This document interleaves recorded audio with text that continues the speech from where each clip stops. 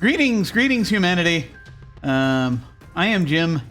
I use he, him pronouns, and welcome once again to Channel Otherdoc. This is the Frozen Soul, the Monday night story arc in our Waking Nightmares campaign of Don't Rest Your Head, a game by Fred Hicks of Evil Hat Productions. This is a supernatural horror game in which the Insomniac characters have been awake for so long they've developed strange abilities and can freely interact with the realm of living nightmares. We're going to go ahead and go around and say hi to everyone who we have with us here today. We will be starting with Nash. Hello. Hi, I'm Nash, also known as Theater Nerd. I don't really care what you call me as long as it's not late for dinner. Today I will be playing Lana. I'm glad to be back. Yay! Yay! Awesome. And now we will head over to James, or Jimbeaux. Hi, I'm Jim, or Jimbeaux to my friends. I am playing Colm, and I am glad to be front. Yeah, that's it. I mean, you know, if when you have the horse costume, it's good to make sure you know where everyone goes. It's important. Now let us head over to Rrok. Hello. Hey, good evening. I'm Rrok, and I will be playing the role of Dustin Lint. It's great to be back again another week playing with everybody. Yay. Excellent. Unfortunately, Celeste will not be able to be with us this evening, as they've had an unfortunate bout of real life happen to them quite suddenly. But we wish them well, and we are looking forward to having them back next time. Before we jump in here, you may see us use safety tools from time to time. Like we do with the other games on this channel, we're going to be using the X card, the N card, and the O card. If we hit something that's crossing a line for one of us, any of us can type an X in the Zoom video chat, or anywhere else, or hold up a card, make an X symbol, and we'll back up and do something else. If something happens that we're okay having in the game, but we don't want a graphic description of it, we can type an N in the Zoom chat and we'll fade to black on it or put it behind a veil so it'll be there, but we won't go into detail. Finally, if we're exploring a topic or an area of roleplay that's particularly intense for us, but we want to keep going anyway, we can put an O in the chat to let us know that we're okay and that we're all good to keep piling on the drama. Something else we can do is put an O with a question mark after it when we're moving into a difficult topic. Or if we say or we do something and then think maybe that might have been a little too much, then everyone else can respond to that with an X, an N, or an O to let us know if we're still doing okay. We're also using the pause. If any of us needs to take some time, we can ask for a pause in the game while we discuss things, or just take a break for as long as anyone needs. As a reminder, just a few content warnings. This game has the potential for discussions of physical and mental debilitation, insomnia, death, law enforcement, nightmares, body horror, addiction, being stalked and chased by supernatural beings, and other horrific themes. The game has mechanics related to states arising from sleep deprivation, referred to in-game as exhaustion, madness, scars, and fight-or-flight responses, but places the expression of those states squarely in the hands of the players. If you're watching us live on Twitch and you want to see that list again, you can type !DRYHCW in the chat. That's for Don't Rest Your Head content warning, and it'll pop up there. It'll also be coming up periodically on rotation. Finally, please remember we have an open door policy, which means that any of us and any of you can feel free to step away from this at any time if we need to. It is just a game, and mental health is always more important. Okay. Well then, where are we? So, things that happened last time.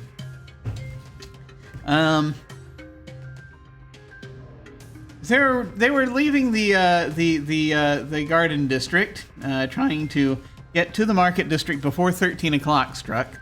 They were separated from Lana, and we'll discuss the details of that in a little bit. They made their way, being chased by members of the Press Gang, the Press Gang's faceless workers. The Press Gang being one of the group of nightmares here in the Mad City. These sort of Victorian-era clothed people with no faces. They they were being chased. They kept seeing on these monitors, they saw Dustin's face, and then there was some sort of announcement being played from the head of the press gang, Mr. L. Triplethwaite. This is the first time the first initial has gotten out, but stating that they have assigned a new primary target to the press gang. And that target is apparently Dustin. It has not yet been revealed why. Not in this particular story arc, anyway. But it seems that the press gang have zeroed in on Dustin. We're not sure why. But as soon as Dustin found that out, as they were racing past the Garden District, Dustin went in, grabbed a giant leaf. Much to the consternation of the giant dandelion he took it from, and he reshaped it into a mask, because that is his madness talent, which he put on himself. It's a plague doctor mask, which disguises his features.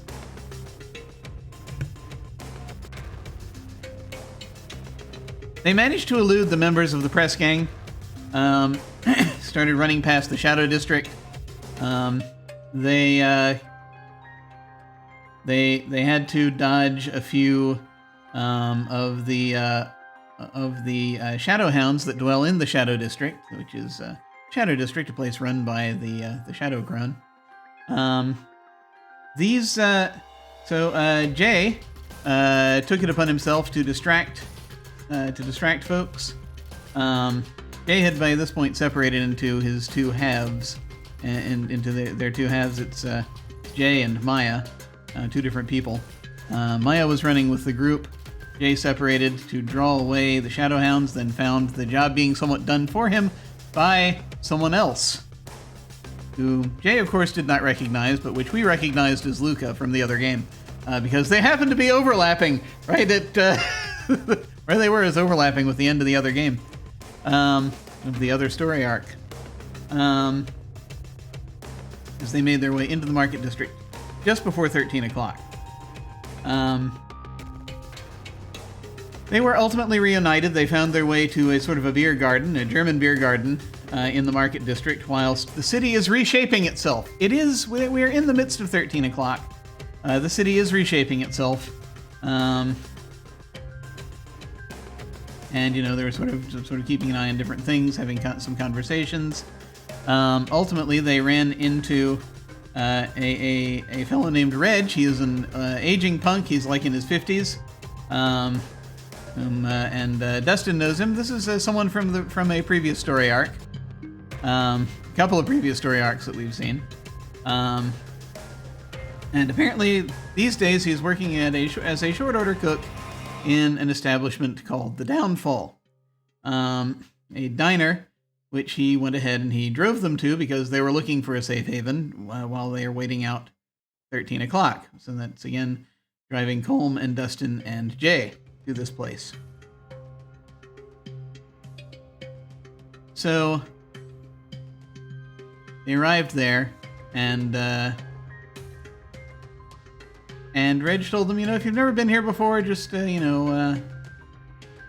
want to keep on your it's a safe haven, but you want to keep on the defensive a little bit because of there's if you can't pay, then there's always an option to fight. And with those cryptic words, he went inside. Basically, I think also on the way they caught up on a few things. I don't think there was time for a long conversation, but I think Reg told you folks about some of the general kind of goings on in the Mad City, as far as Shadow Crone versus other people, and some of that's going on. But what we must do now is go back. We need to go back a little bit of a ways, because we need to find out what happened to Lana,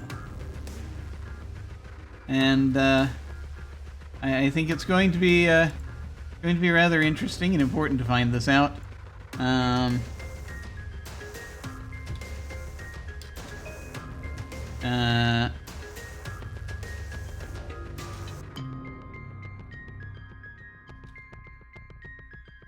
I'm just typing a quick little message to folks.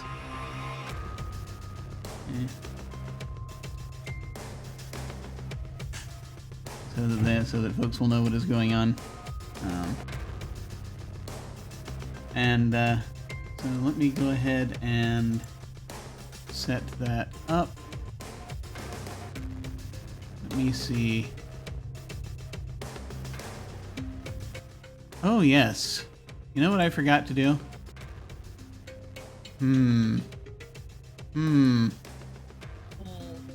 Forgot to set up something. It was important. It was terrifyingly important. Well, to an extent, anyway. It's important to me, don't you know? Let me see if I can just find something real quick here, so that I might see if there's a thing I might use. Let me also close this other window to save memory. Assuming I have the ability to do that. Perhaps I do, perhaps I don't. Come on, come on.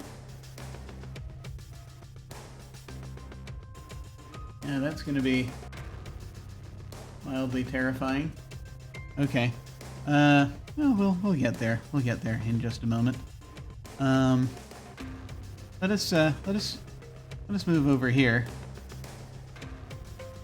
Because we are having a nice little one-on-one chat with Lana. So, some things have happened. And, we need to talk about what it is that happened. Unfortunately, my computer is freezing just a little bit, so I'm gonna need to... So I shall have to deal with that. If I possibly can. Okay. This has happened, this has been happening more frequently lately. I'm gonna have to do something. What? I'm not entirely sure, but I'll figure it out. Anyway.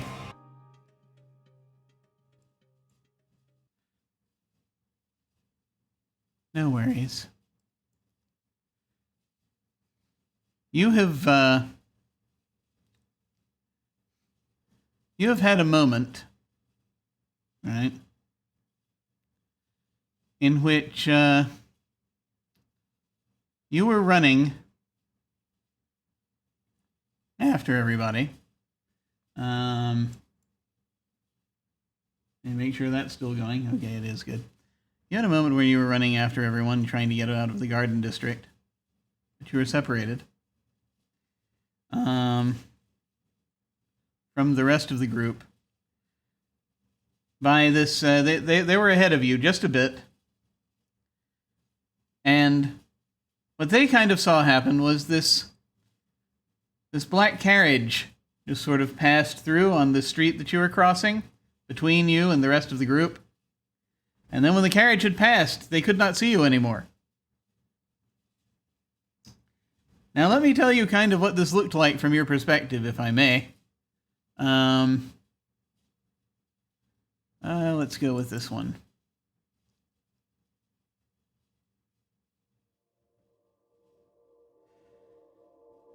You had this moment where, as you were running forward,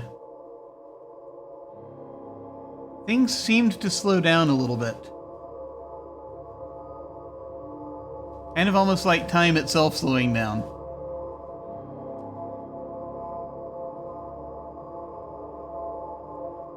And,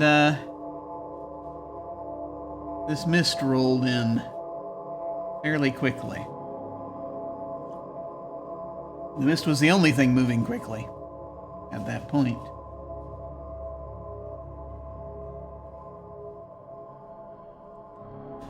And as you found yourself moving forward, you found yourself trying to you set your foot down on what was supposed to be solid ground. And you found yourself falling. And as you were falling through this mist, you're not sure how far you fell. But you could hear this once again renewed.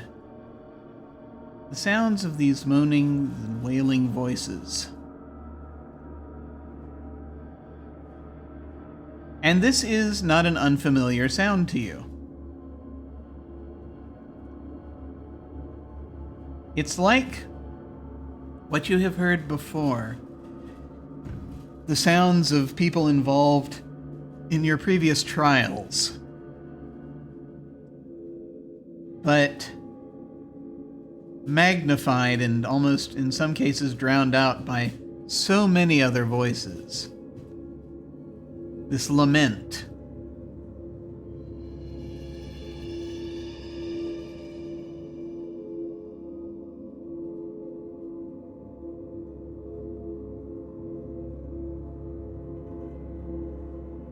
And there comes a point when you find yourself landing somewhere. It doesn't hurt especially because you would think, the logical brain would tell you you have been falling for... You're not sure how long, you're not sure how far, but it felt like a long distance. You must have reached terminal velocity at some point. That's what the logical brain would tell you. But it turns out that when you make impact, and I'll tell you what you make impact with in a moment, it was like a little hop. You weren't very high in there at all. And what you make impact with is, at first, it feels like a leather seat. Not a comfortable leather seat. More like a wooden seat with leather stretched over it. And you feel this rumbling all around you. And jostling. And the mist will fade out. And you will see that you seem to be riding in a carriage.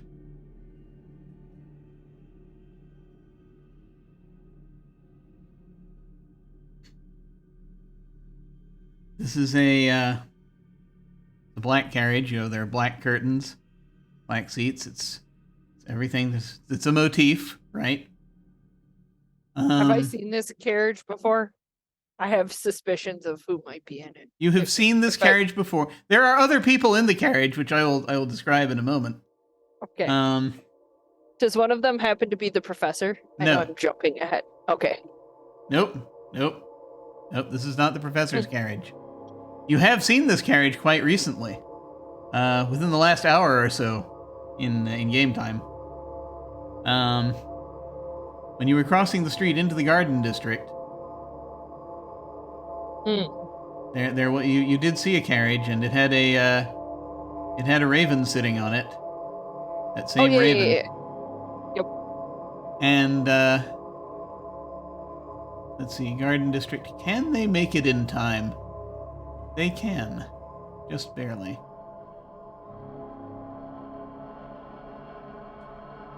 Seated across from you in the carriage, this carriage is moving very quickly, you think.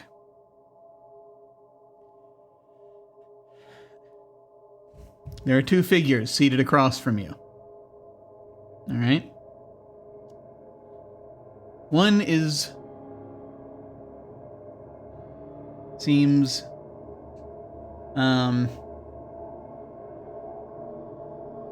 like she is the figures of what look like two women seated across from you. One of them is kind of dressed. Well, they're both kind of dressed for mourning, but it's for mourning, mourning. It looks roughly. The look is roughly, I want to say, earlier than it's I say roughly 1700s. I want to say, kind of, so more sort of big bows and what have you. There's a woman in black who is wearing a sash over her head.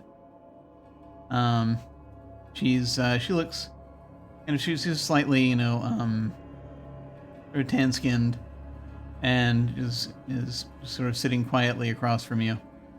And then next to her is what looks like someone in altogether more tattered funerary garb. Older funerary garb. Funerary. Wrong term here. I'll just say mourning garb. Wearing a cloak. Mostly a cloak. And you can't quite see her face. Her face is shrouded by the cloak. You see there's some hair there. Coming out. Whoever it is, they have long hair. Looks completely gray. This person looks completely gray, both the cloak and what you can see of her. You can see her hands, her kind of spindly-looking hands, which are also gray. And you can see through her.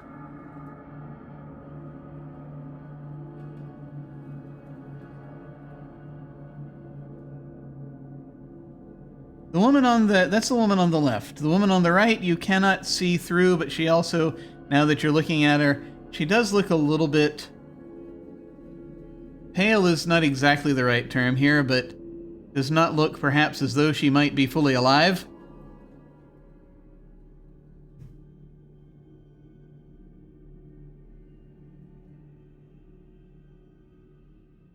And they're sitting there quietly across from you.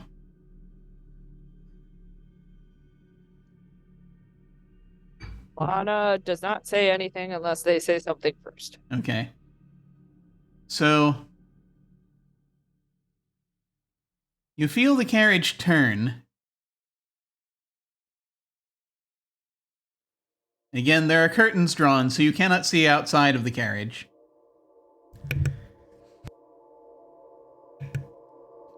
But you get the feeling there's still even a little bit of trail of mist coming in through the windows, so you get the feeling that if you opened the windows, you probably wouldn't be able to see much anyway.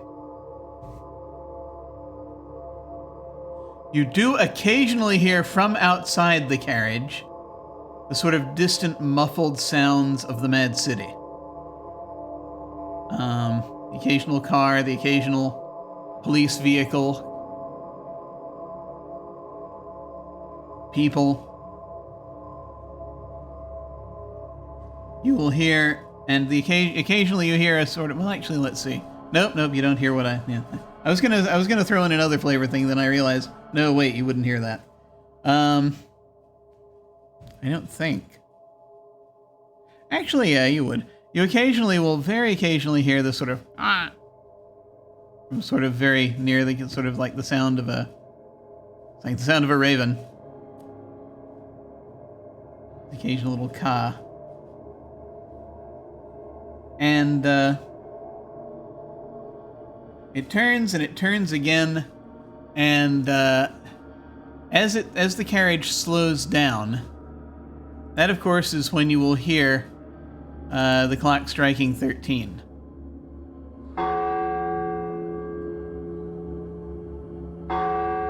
And you see the woman on the right, who has not said anything, of course, up until this point, pulls out a pocket watch, is looking at it, nods, shuts it,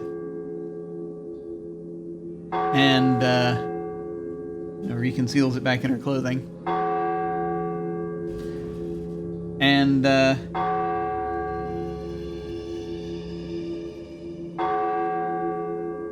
as she just sort of looks at you and sort of nods.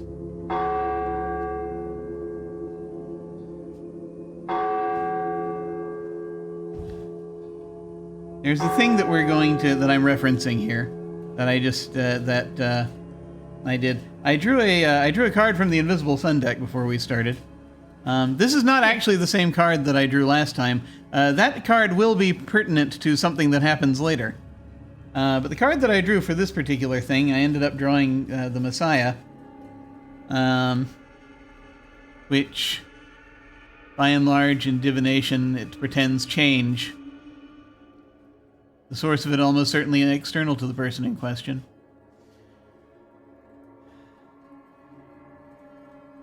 Perhaps a drastic change.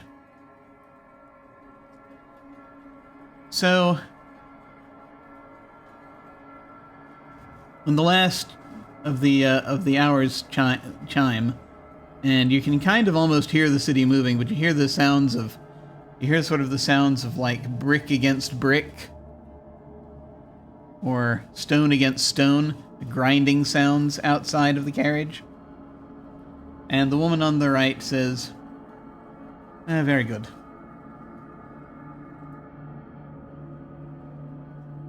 And she looks up, and she turns to the figures, the see-through figure, and says, "Just in time." And the figure on the left nods once and sort of gestures. And the figure on the right looks at you, says, "Miss Jefferson."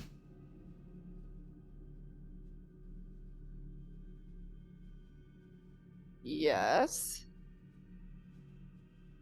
There's a moment of creeped out silence in there of like, how do you know my name? We're going to talk to you about something rather serious that's going on, and a terrible debt you've built up. And we are currently, at this time in the Necropolis, about to cross over the Lethe.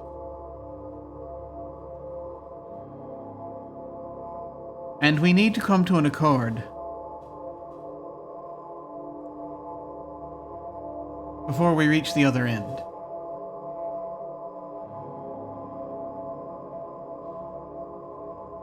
When we reach the other end, one way or the other, we will have sorted our business.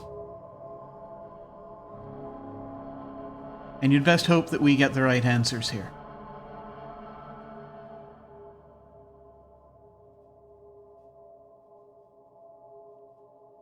Okay.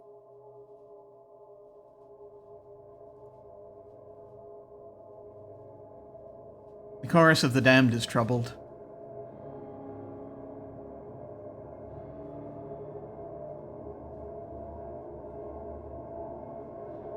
And you are in no small part responsible for that. You've heard them, yes? Yes.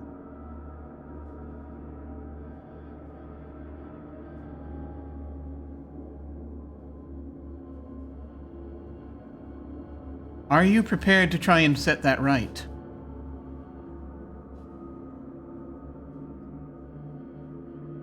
Lana doesn't answer for a minute because Lana's mind is going through the legally binding agreement she made with the Wax King last arc. Mm-hmm. And while on one hand,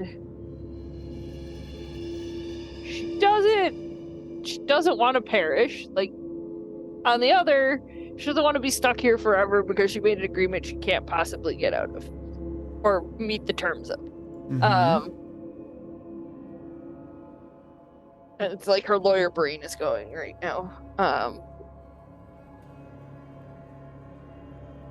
I think I need a little bit more information as to what you do expect me to do to set the scales right, so to speak, before I can tell you if I am ready to take on such a task. Hmm.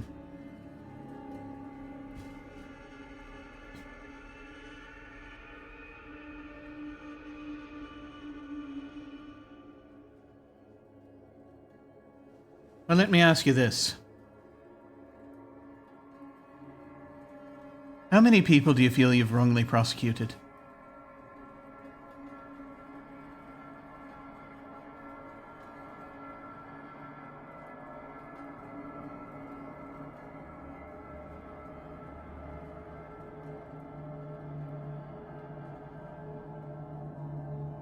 Ultimately, it wasn't my decision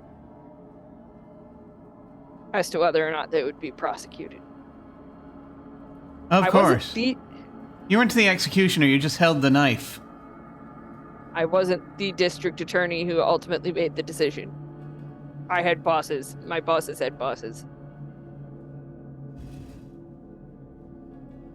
You went to trial plenty of times. You're the one who did the act. Just following orders, were you? And, the lady on the left, you can see her cloak is starting to billow. And you can hear just the tiniest sound of breath coming from her direction. It's very light, kind of.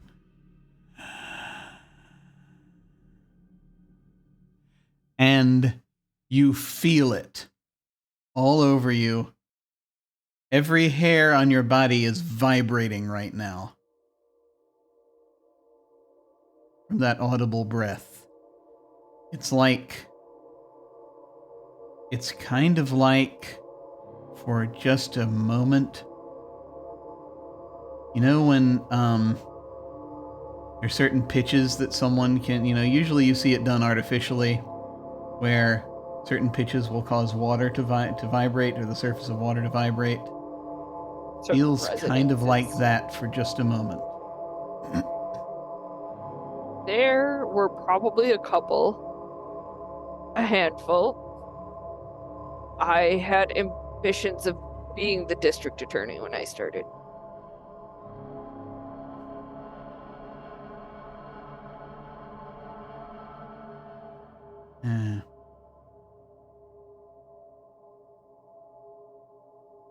Why do you do it no longer? I had my own situation that burned me out on the idea of the justice system.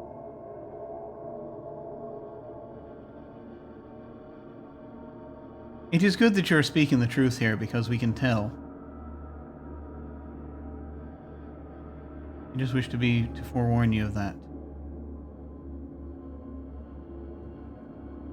If you're thinking of lying to us, know that is the worst possible thing you can do in this city. Nothing I have said to you has been a lie. I was following orders. There were probably a few I should have pushed back a little bit harder on and not prosecuted. And I did have ambitions of being the district attorney. None of that was a lie.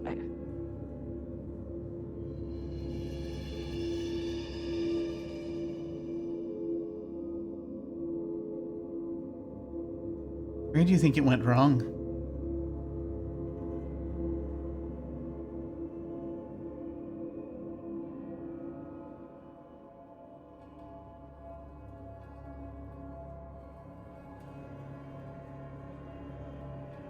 Depends on what part you mean.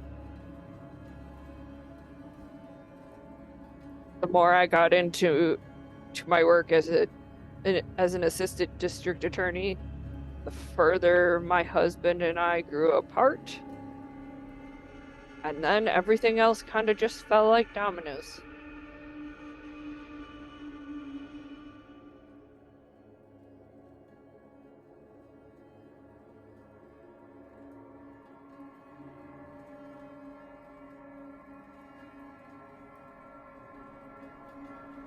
Whether directly or indirectly, you were responsible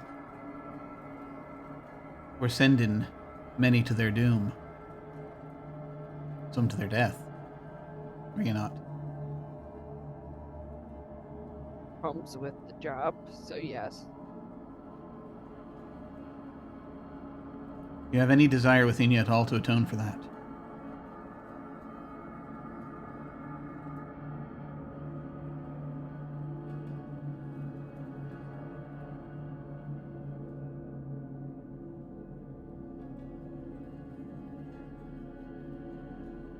Yes. Lana, I need to ask you very carefully here a couple of things. The first question is, are you telling the truth?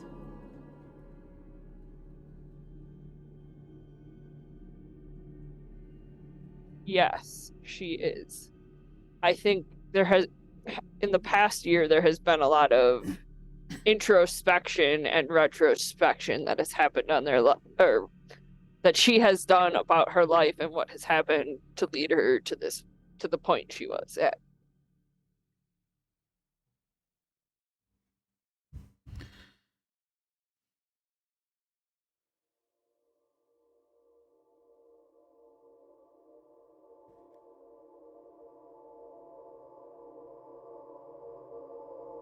No. And you can start, and as you can feel it like you've crossed a bridge. Sort of things, the way the carriage is bumping around. You can hear the occasional wolf howl from outside now, as you're passing through somewhere. Tell us.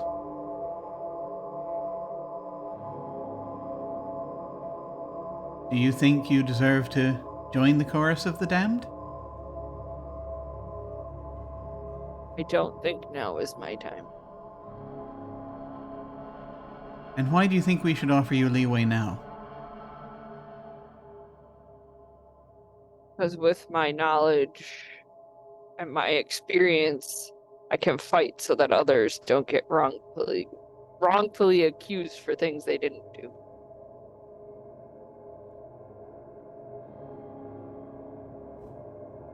So, there is a roll here now, as we want to see how convinced this individual is. Actually, I mean, the person I say this individual, these people are. One of them is rather more important to convince than the other. Can I use my exhaustion talent?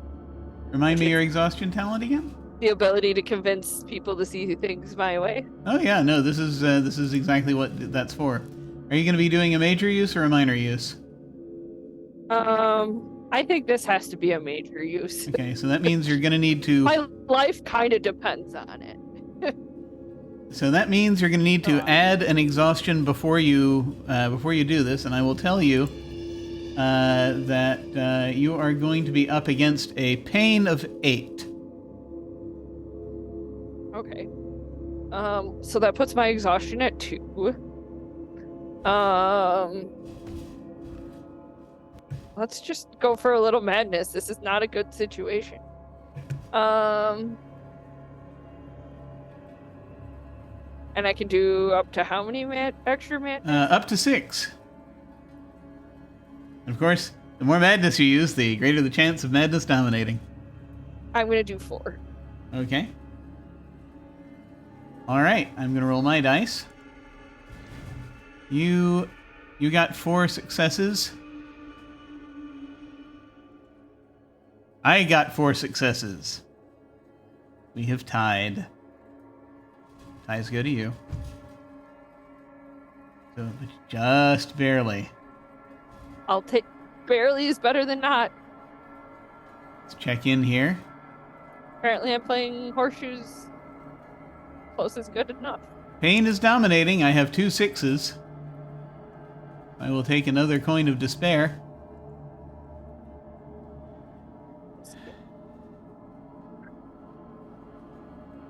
And the carriage is slowing. And you feel as though you're starting to cross a wooden bridge.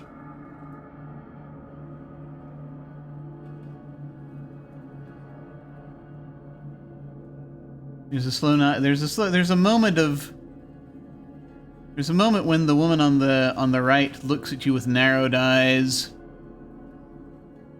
piercing, and then turns and looks to the transparent woman on the left.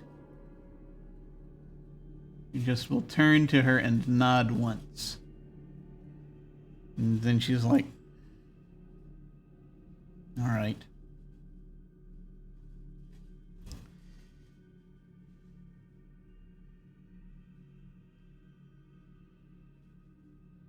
There is a commitment you're going to have to fulfill.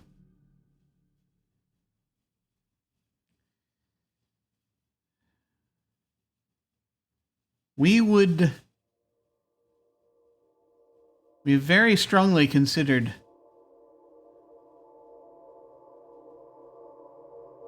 I actually need to say, how does she phrase this? It has been very strongly considered to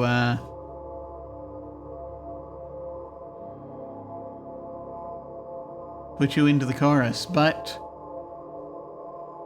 for the fact that you have a client. One member of the chorus has asked for you. One member of the chorus has asked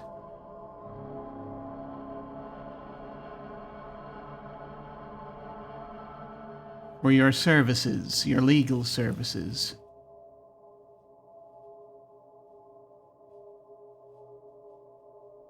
As he's got a contract already, which does not end with his death.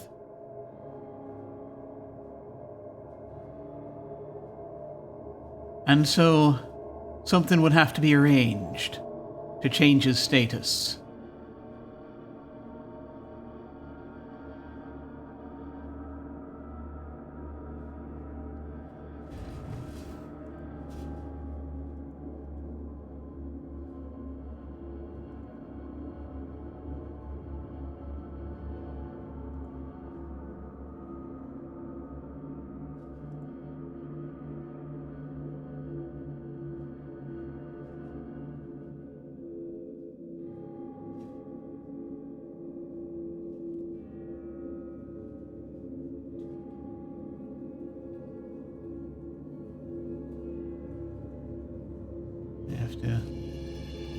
I have to look up something really fast, just in case.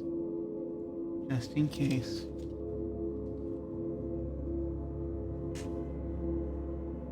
It's important.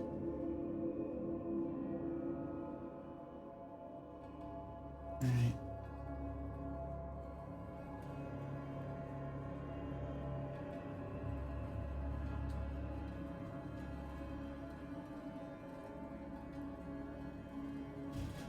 Your legal service has been requested when sometimes there are those who have the opportunity, or those in the chorus who have the opportunity to ask for representation, and this one has asked for you.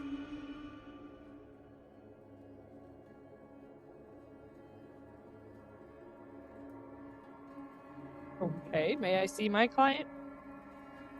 You may. And,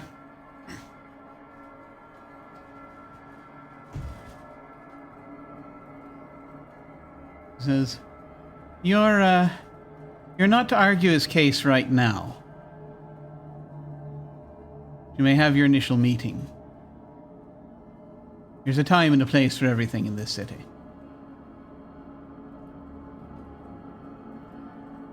And, the carriage slows to a halt. And sort of looks. Now, we must make certain we have an accord. We release you,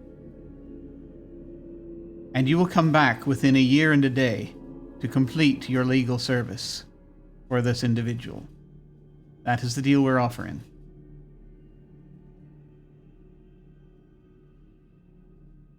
Do we have an accord?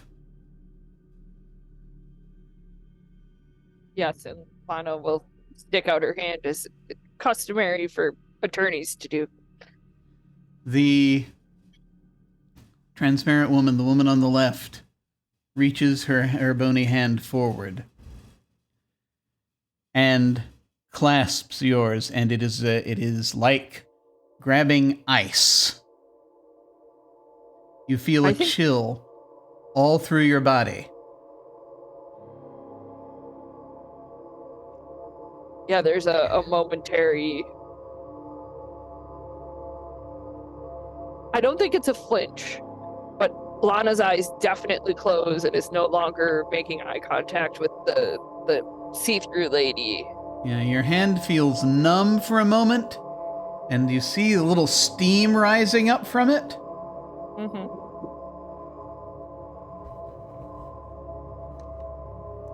Like when you jump into a cold lake, that's what happens. Lana's eyes close and the air rushes from her lungs. Yeah.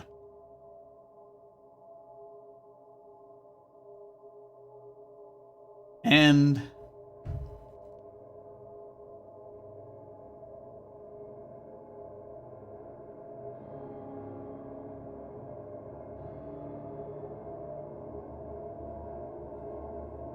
let me see.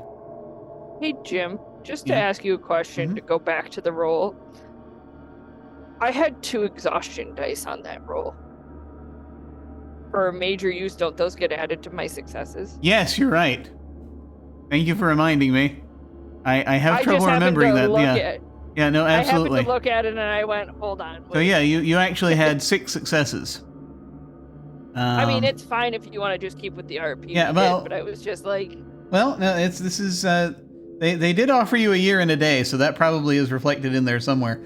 They could have given you a much shorter time frame. A much shorter leash on this. But yes, you actually did. You're right. You had 6 successes. So this is going to be a little easier from this point. But you're still getting the mark. You see what looks on your palm like this kind of sort of a weird sort of braided triangular symbol. Like a Celtic knot kind of thing? Kind of, yeah. Oh, okay. Similar. It's not that exactly, but it's kind of. And so you'll nod. And you sort of... You know that feeling that you had a contract? That you had when you had the that bracelet from the Wax King? Yeah. Yeah. This is kind of like that, but it's a different octave. It's much subtler. Now you have this sort of tattoo on your hand now, basically. This icy tattoo. And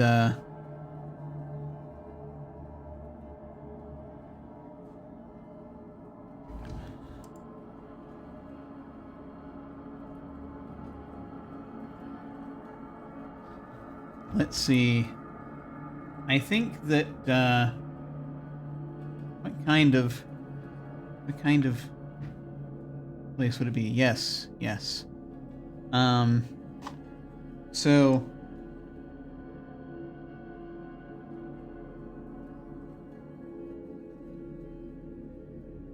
the carriage rolls to a stop, as we've said. And the doors open.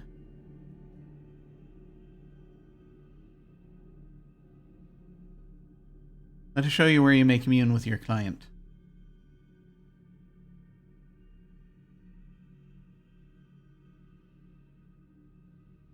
They will step out. You look out and you see that it's looks like a cobblestone street outside.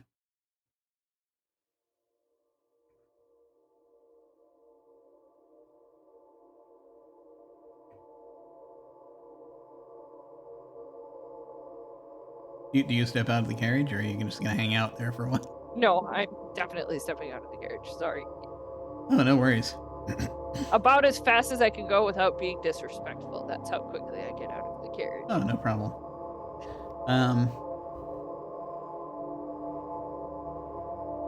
You can see this, it looks like the place where you are. First off, there are stone walls, like, surrounding this part of town. It's like, I don't know if you've ever seen sort of ancient, sort of old medieval cities that are fortified in that way. In particular, I sort of am thinking about San Gimignano, where you have basically these old, stones making up the walls around the city. It's kind of like that, but the streets themselves, the houses on this street are a little bit more modern, a little bit. It's still kind of sort of colonial era to Victorian era, in between those, roughly the range of sort of houses you see down one way. There are lampposts producing light, and there is this stone building that looks kind of like a with sort of bars on the windows, and it looks kind of like it's some sort of small jail.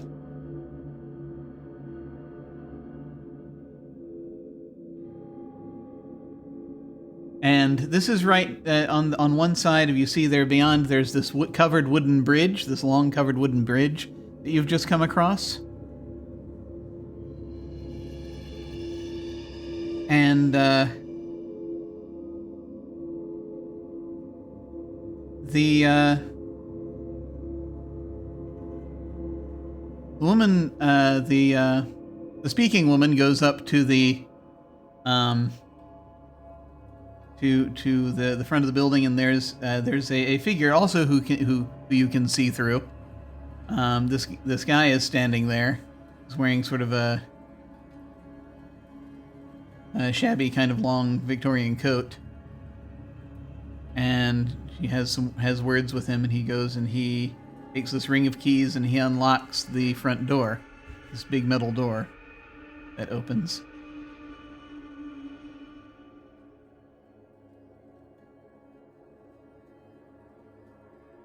And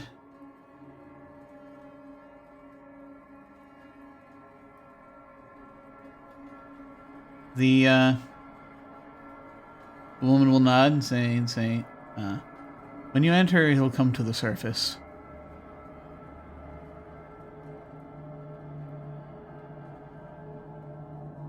Lana goes in.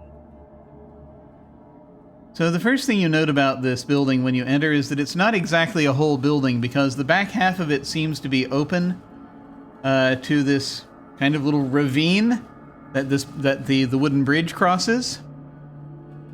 But there is some sort of... The weird part is, there is this miasma. As you step inside here, you can hear this wailing.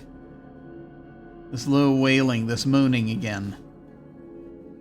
And this miasma from this ravine, and there's a side sort of rift that comes up into this building and forms a sort of like a round pit, it seems that it intersects with, in the floor, filled with this, again, this miasma, this mist.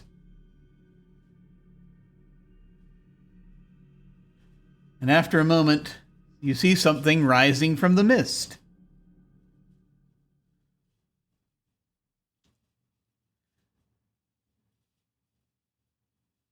And it resolves itself into a person whom you recognize.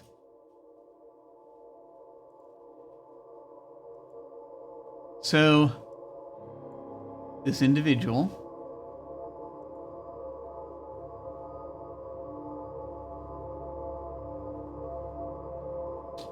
we have not described what this person looks like.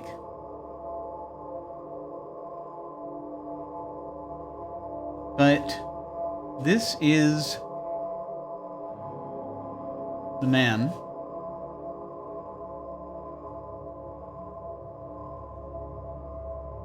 who was a felon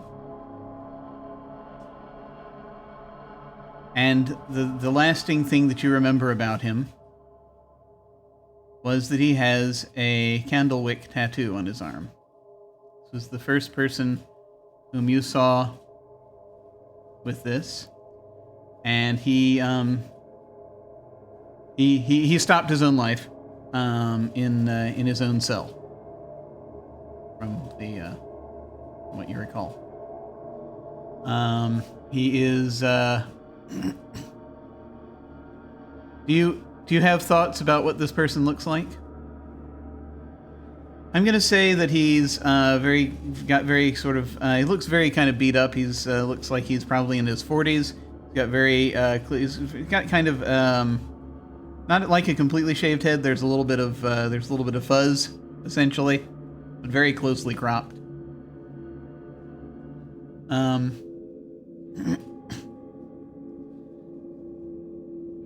And here he is wearing a prison jumpsuit.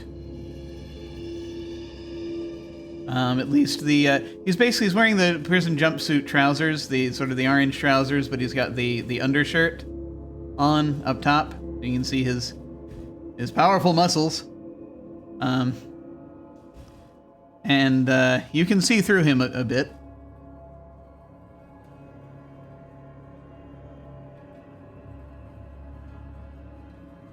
Remind me where you were operating. You were in the PNW, is that right? Okay. Yes. Yep. Have a tie to Dawson. And do you have a name for this person? If not, I've got one. How do we like Emmett Hawkins? Perfect. Okay. So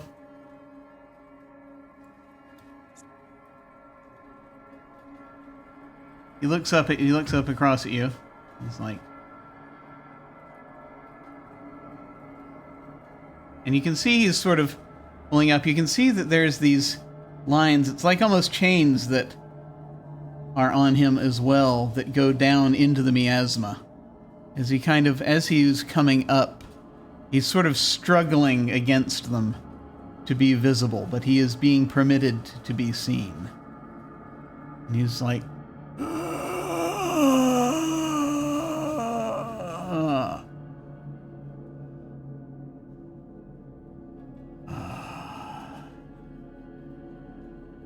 you're here.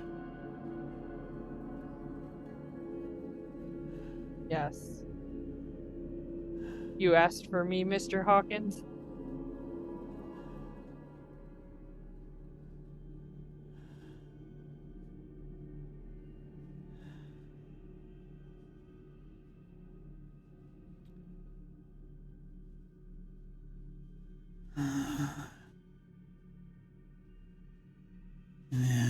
I wondered if you would be snatched up to this place.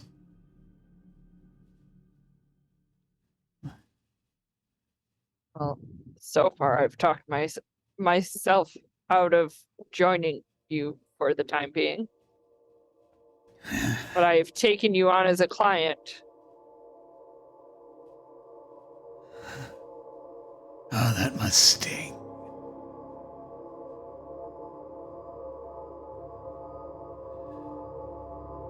I had a run-in with the Wax King of my own the last time I was here.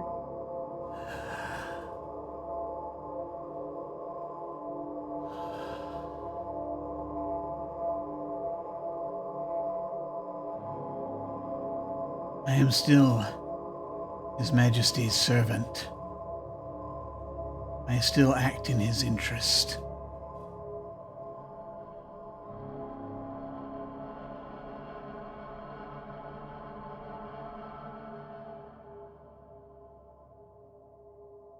And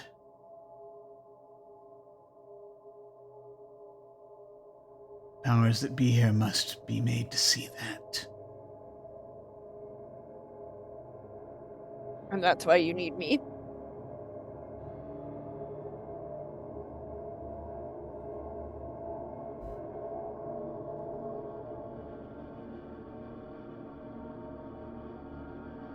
Such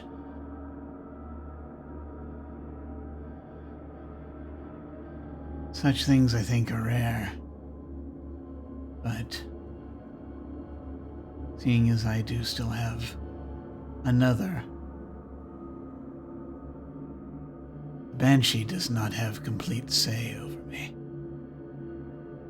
It must be decided. I am His Majesty's.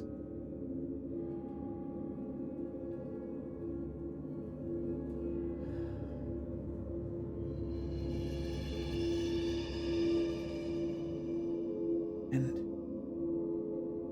you did so well twisting my words. You did so well twisting my intent.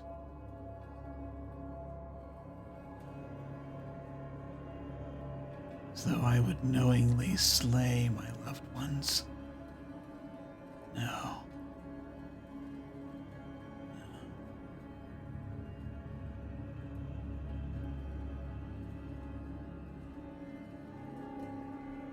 Bridge too far. Even for an awakened one.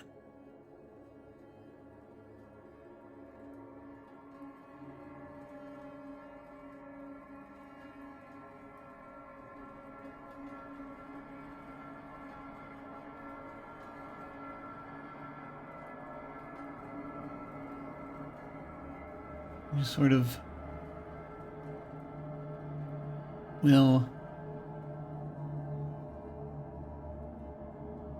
will look up.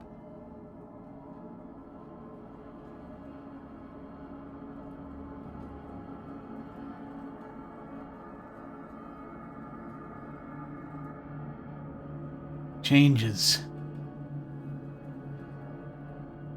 that we tried to make in His name.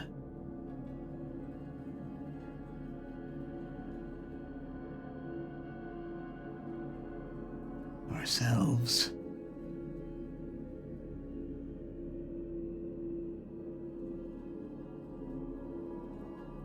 Difficult.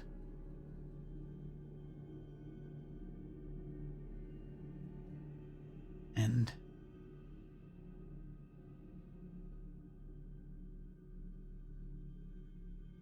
some choices were taken from me.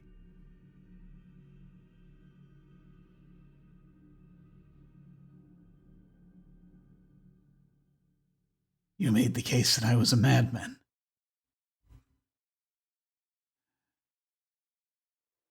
Now you know.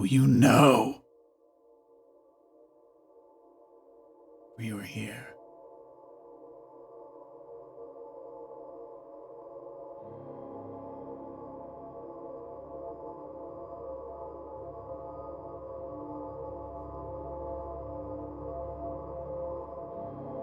Will you argue my case?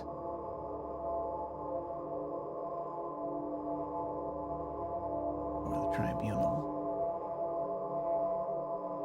Lana will show her right hand. I've already decided to take it. Or I would have joined you already.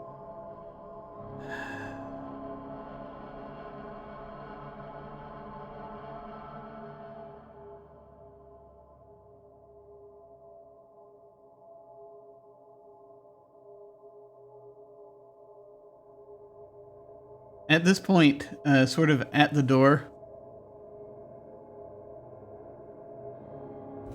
you will hear calling from outside, the woman calling from outside. Your time's almost up. You got what you need? Yeah.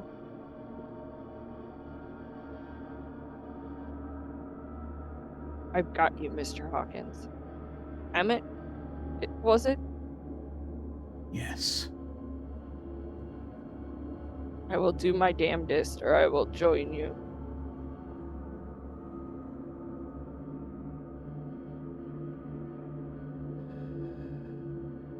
And you know I can be pretty damn persuasive when I need to be. Oh, that I know. Very well. the time is right, I'll be back. I think Lana. You see him starting to get dragged back down into the miasma. No, Lana does the cool guy, doesn't look back and walks away as you he can hear says him thank you. Getting dragged under as he once again his voice joins the chorus of screams.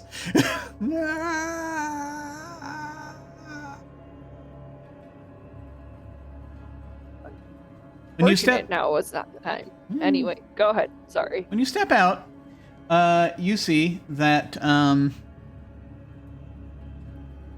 the one standing, the transparent woman is now standing, and apparently is having some kind of exchange with a raven that is sitting that is sitting on top of a lamppost.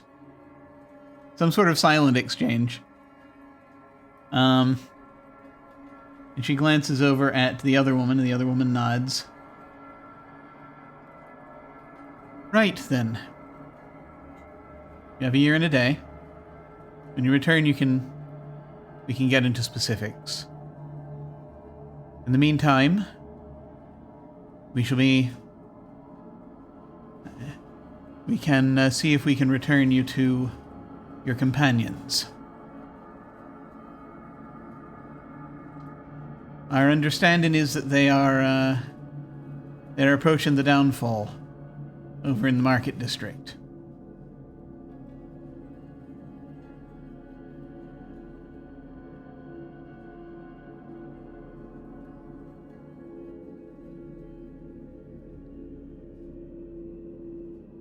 You prepared? Okay.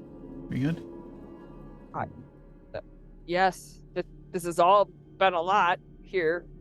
But yeah, I'm fine. I've dealt with harder cases. All right. And she will take you down the street. You'll see sort of leaving the woman, perhaps the transparent woman, perhaps that's the Banshee, behind. And she says, "We've got a door. I think, yes, there's a door coming up here. Before I send you over, do you have any questions?" Nope. I'll see you later. And Lana makes a point of waving with the hand that's tattooed. And so you see sort of you come up to one of these houses, with a big sort of hedge around the outer yard. And she takes you into the yard and over to the side of the house where you can see there is this what looks like this kind of a red swinging door of the kind that you would find in a restaurant. Like to the kitchen? Yeah, kind of, yeah. That should get you through. There's always a little bit of apprehension on Lana's part when going through a door. Like, ultimately, she knows she has to. Oh, you know what, actually? Like, it's 13 o'clock. Oh, no. Most of the doors are shut right now. You know, this is a problem, he suddenly realized. But no, we're gonna keep going. You see a swinging door. Lana goes through it. Okay. We will discuss the specifics of that in a moment. In a little bit. But now let us transition back over. As we have, we're coming back now. And, I just want to get in a little bit of info about you other folks who are entering the downfall. So let me find the cafe info. We can probably I'm thinking we're probably going to actually we're probably within a. I realize. My apologies for taking so long. We're probably going to be taking a break shortly. But I kind of want to get you folks in here at least a little bit. So when you enter this place, Jay is going to be distracted by something. I'm not sure what that is. We'll find out next time. Jay will be off dealing with that.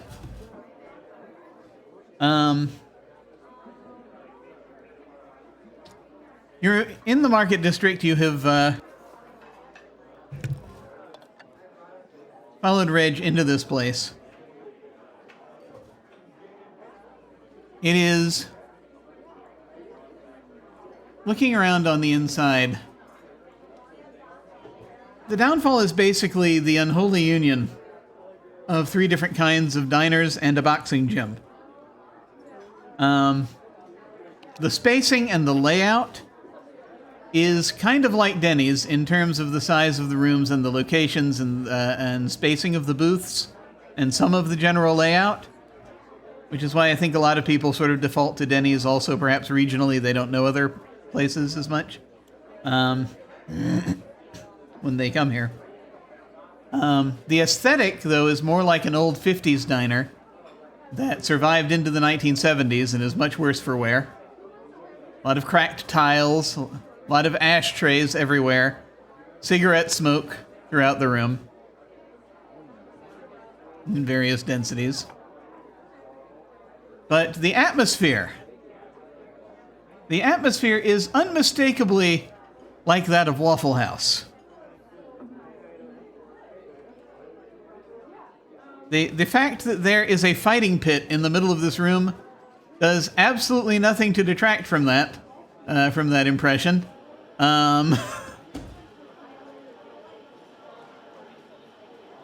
There's a cordon around, sort of like around a boxing ring. There's this cordon around this fighting pit in the middle of the room, where you see folks tussling, and there's someone behind the counter who's kind of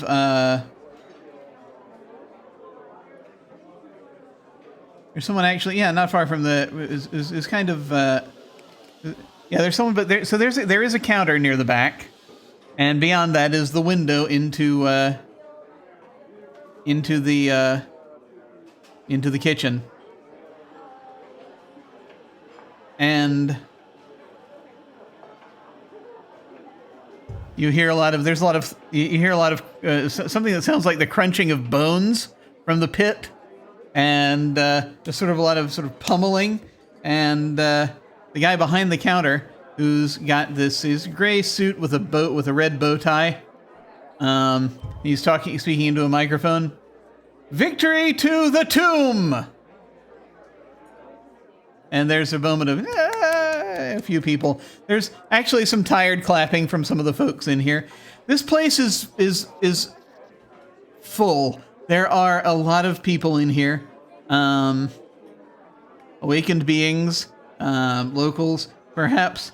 Not much in the way of nightmares here right now. If there are nightmares here, most of them look very close to human. But you will see one of the beings who is probably a nightmare of some kind. You see, as Reg is entering, sort of yells up at him, "You're late!" And you look and you see this is, I want to say it's actually, I said last time, I kind of misspoke. I said it was about 1330. It's actually closer to 1320 right now. But Reg sort of ambles in, and he says, "Give me a break. The city's shifting all over the place. It's a higher tide, looks like, tonight." And the woman who's addressed him, her skin appears to be made of ashes. And she is smoking a cigarette that appears to be part of her in some way. It's like it never leaves her fingers. But she is dressed as as wait staff. She is basically she's got the sort of the apron and the and sort of the waitress uniform. And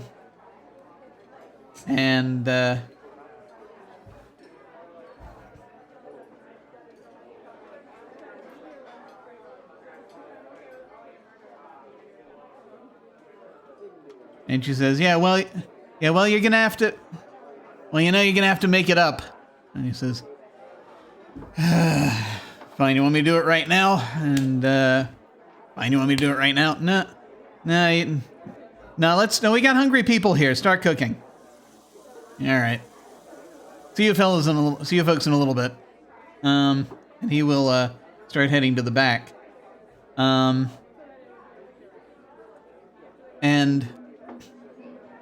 the waitress will step forward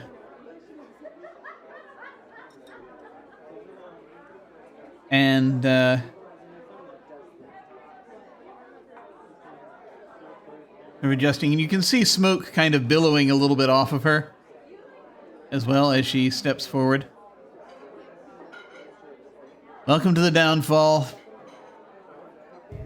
You want to take a seat? And I'll come over and I'll come over for your order in a minute, but do you want coffee or anything like that? Hey, you got anything stronger than coffee? And you hear sort of a thud from behind her, and she sort of looks over and she says, "Oh, plenty, darling, plenty." And as she takes a drag on the cigarette, you will see emerging from this pit, this being that looks like it's made of stone, with big sort of stony hands and kind of a chain wrapped around it, with a padlock. Sort of as it's kind of this weird granity person is emerging from this pit and kind of lands outside it with a thud up top. And there's some more sort of applause, and he's like, "Ah," which sounds again like the sound of a cinder block being drawn across a sidewalk. And the waitress turns back to you and says, "Oh yeah, around here, we got some of the strongest stuff in the city." And I think that's actually where we're going to go ahead and take a break. We will be back in a little bit. I'm just gonna take a quick break. We'll be back shortly. See you soon.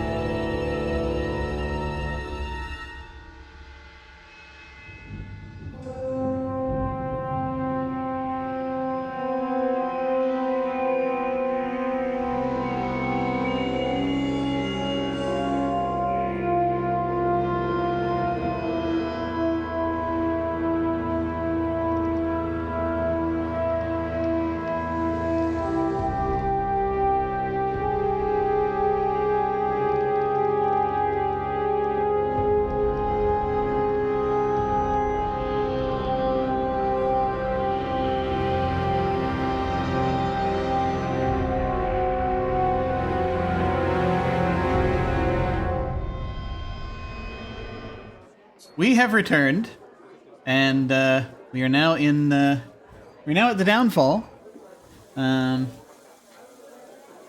So I'm gonna say that.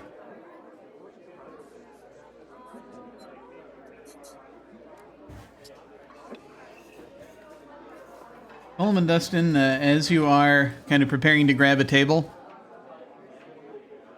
and you're sort of looking over, there is another door that sort of leads, that would ordinarily like lead back to the, it looks similar to the sort of doors that lead back to the kitchen, except it's like this one's painted red. And through it comes Lana.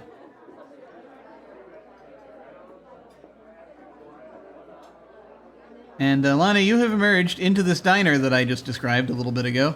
Actually, you weren't here for the description. You were up. Basically, it's like someone has stacked several Waffle Houses alongside each other and put a fighting pit in the middle. Essentially. Okay. And you see near the entrance is you see Dustin and Colm.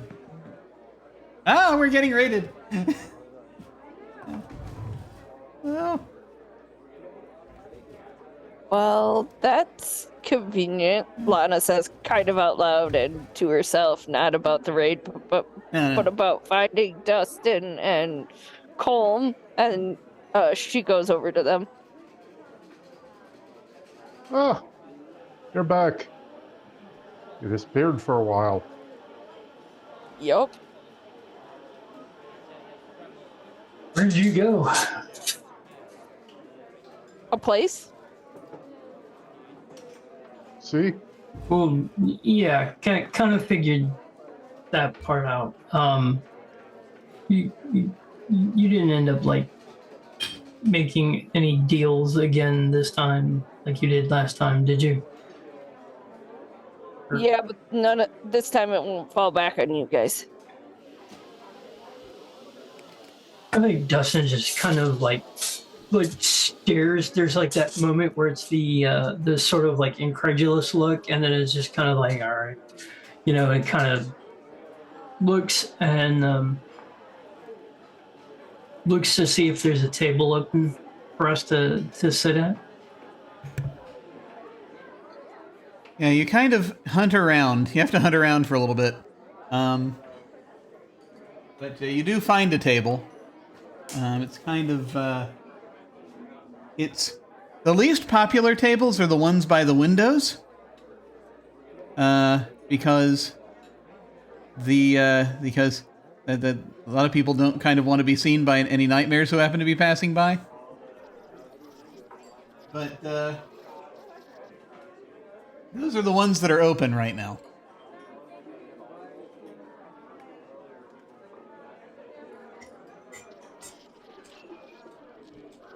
So there is a table by a window that's open. Okay. Yeah, I mean, I guess we'll grab a table. So you said that this time your deal won't fall on us. Let me ask you something. Did your deal fall on me last time? That was more towards Dustin. As far as I know, it would not have fallen on you. I'm not actually sure it would have fallen on Dustin other than I made a deal to find us a door to get the hell out of here. Colm points at the entryway door.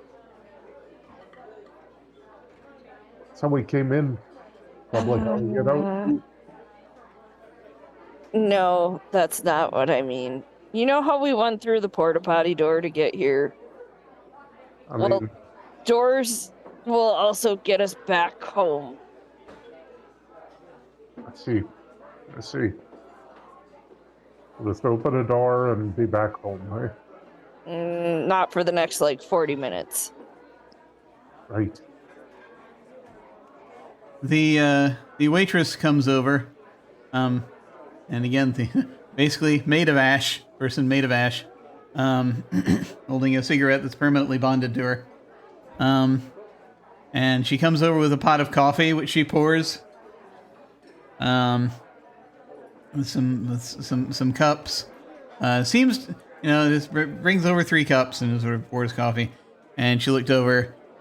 And you wanted something, pointing to Colm, you wanted something stronger. I assume you were talking about a drink, yeah? Aye. Yeah.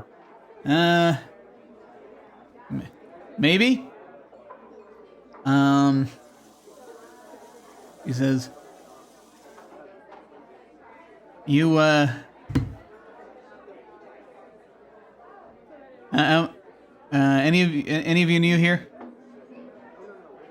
I mean, it's my first time here. Yeah. Yeah. All right. So the coffee you can have, but you want something extra that's like something like that, you pay in advance. And so you can either pay by we take wax coins, but if you don't have wax coins, then you have to fight for it. No. Lana looks directly at Colm and says no. Oh, what? You aren't. No. Just no, you're not allowed. Not allowed to what?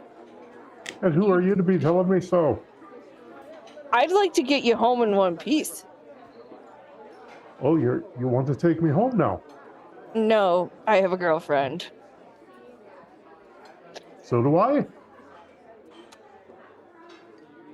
I want to make sure you go.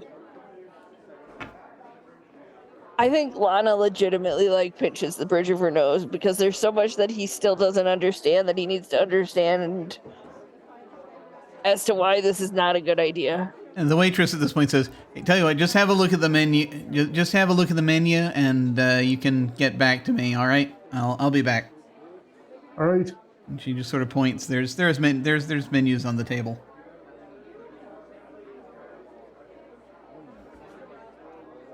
I don't think any of us should be drinking anything other than coffee. But Justin, I know you. I may have 7 beers before we came here. I may have seen the Chorus of the Dead. And if I didn't make a deal, I would have joined them. Didn't they open for Megadeth?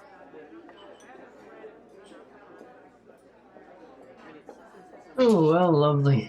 I have to take on a client who might have been a man I put into prison.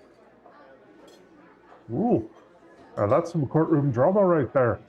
And they're here in the Mad Wife City. loved watching those. Well, I tried a man who had a candlewick tattoo. Oh. So he's awakened. Yeah. But he's a ghosty. Did you ever watch the animated Hades movie or the Hercules movie where Hercules goes to save Meg from the pool of floating spirits? Well, that's what talking to this man was like. He was chained, and as I walked away, I heard him scream no, and then he kind of just faded into the cacophony of all the voices. Well, I'm sure that'll go well. Yeah. I just have to come back within a year and a day and argue for him and hopefully get him off, or I will join him. But that's why I said I don't think this is going to fall on you. It's going to be my responsibility. Yeah. Well, best of luck on that one. Where's Jay?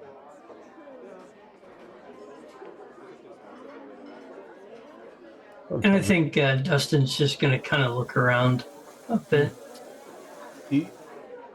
Jay is probably nearby, but we don't have enough information yet to actually know where Jay is. I mean, that's fair. I didn't know if he was with us at all or not. Jay is around, but we don't know the precise circumstances yet because we'll find that out when next time Celeste. when Celeste returns. Okay, that's fair. So are we just holding out here until 1 o'clock? And would you rather be wandering the streets and... I mean, I guess not. No, other than try to come up with a plan to get out of here. Well, hold on a moment. Didn't we come here looking for someone? Or is that a different part of all this? I mean, yes, but this is like the most dangerous hour. No, I'm not saying go out right now, but I mean, the way you're talking, it sounds like, oh, once this hour is up, we all go home. Oh, no. We're still here to find someone. But you don't want to stay here long. You may not find your way back. Oh, that's why I always do this with a friend, you know. You get someone to help you sober up and all this is over. I don't think you've been sober this whole time. That's what I've been telling you. I'm at Stonehenge right now. We've had a nice bit of ayahuasca.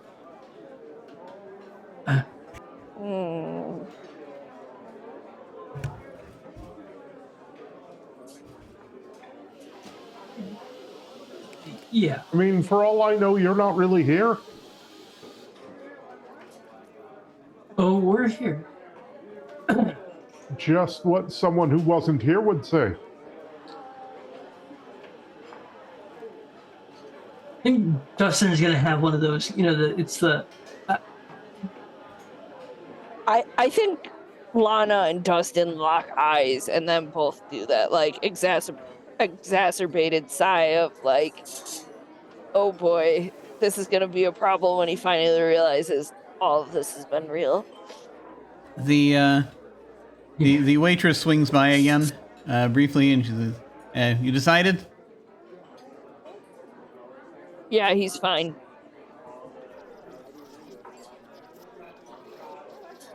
Apparently, I'm only supposed to have coffee.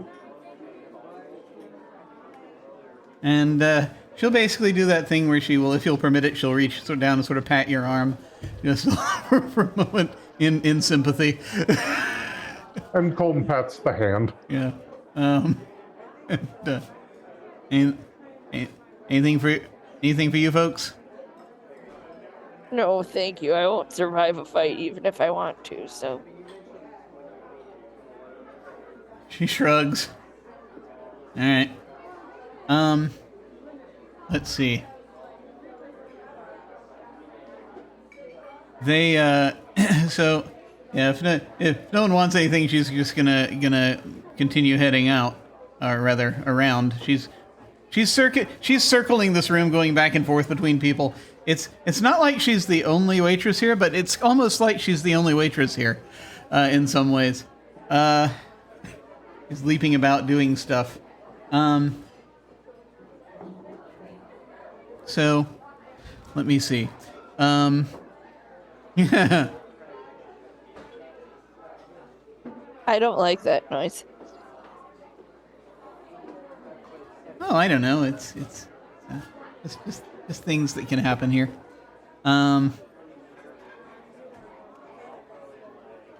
So, as you're kind of sitting there sipping coffee,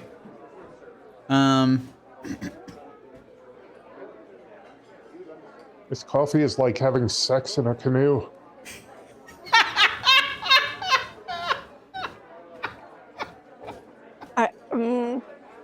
It's fucking close to water. Oh, okay. I wasn't sure where that punchline was going until it got there. Ah, yes. Anyway,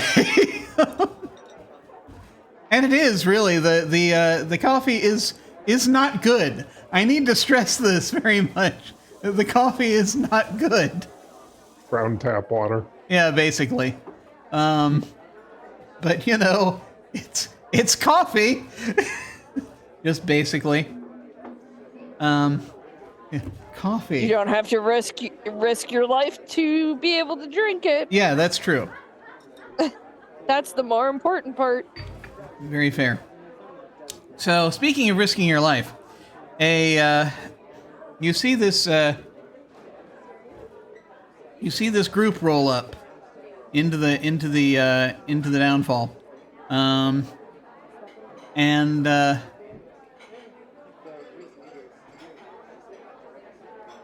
there's a group of about, at this point, we will say, about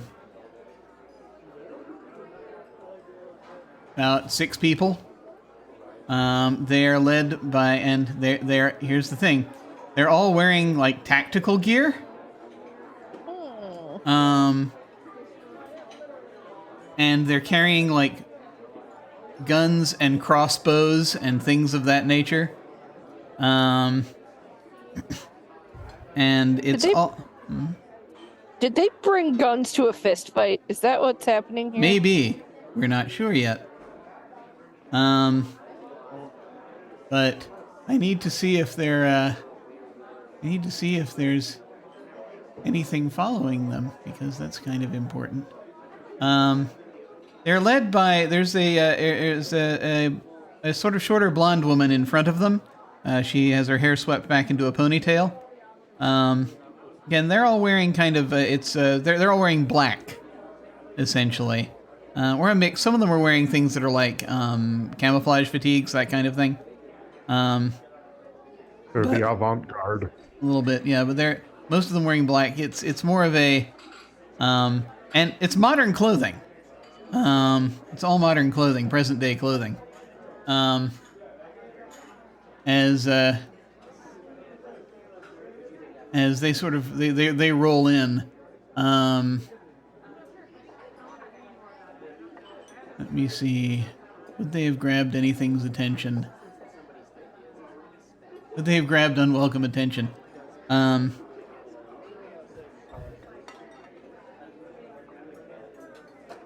The waitress sort of steps forward, and as they're coming in, she sort of zooms forward again, and she says, "Oh no! I told you last time, no more than three of you folks in here at once. Not after last time." And the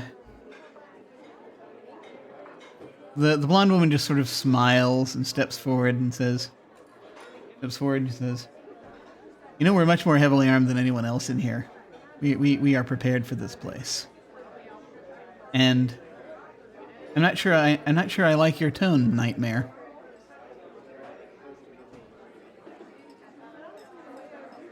And she just narrows her eyes. The waitress narrows her eyes.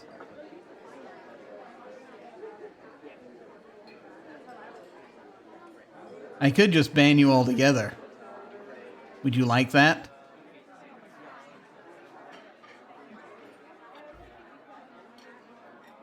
And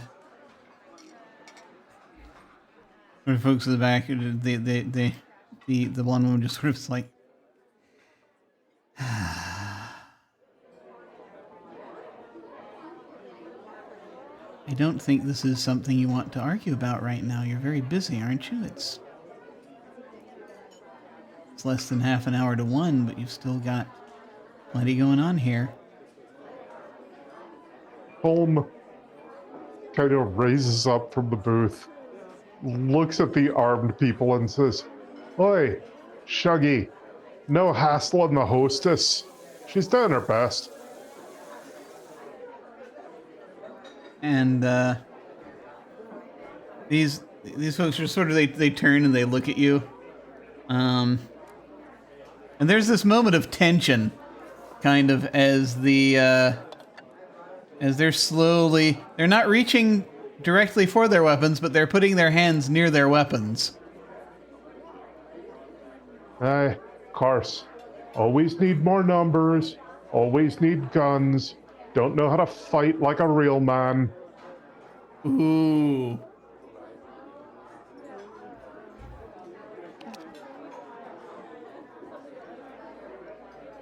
Holmes gonna get us killed. So, this group of individuals... Yeah, but I'm going to get more than coffee after this. Entirely possible. Let me see. I gotta remember how I was... Oh, holy crap. Okay, yeah. All right. So the pain here is 6. Okay. This is the situation. Mm-hmm. You know if there's anything you want to throw at this? Okay, so, my exhaustion talent is hooliganism. Yes. Yes, it is. Are we going for a major or a minor use? We're going to go for a major. Okay, so please increase your exhaustion by 1. I'm going to try my damnedest to remember the math on this one. I'm going to. I'll mention it if nothing else. So, I created a graphic to remind myself that I keep hitting this button for and showing in chat, and yet. So sorry, the pain is 6. What do you want to throw at this? Okay, so I'm going to throw a major use of exhaustion and I think 2 madness dice. Gotcha. Let's see. All right. So you're going to win, but let's see. Yeah, I only got 3 successes. 3, 4, 5, 6, 7, 8, 9, 10 for your major use of your exhaustion talent. I remembered. Since we were talking about it so much. So you have 7 more successes than me, which is ridiculously successful. It appears as though pain is currently dominating because I have 2 5s. There are no 6s right now. I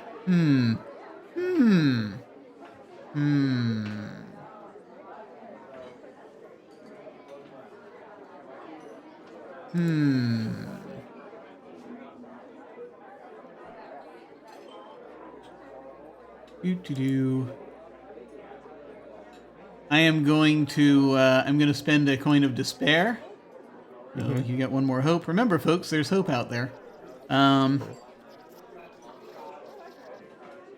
I'm going to add a 6 to the exhaustion pool.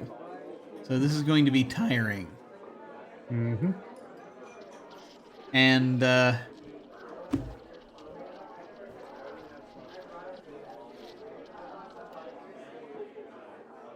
so you just sort of there's this sort of kind of Sergio Leone moment. They're just sort of staring at you, and you're staring at them, and the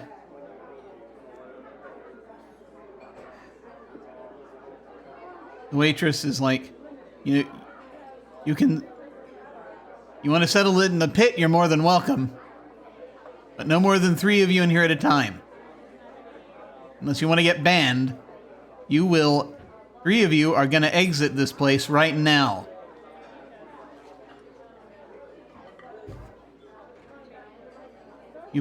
And you're lucky I'm not banning you altogether. You people are nightmare magnets. They stop for a second. Look around.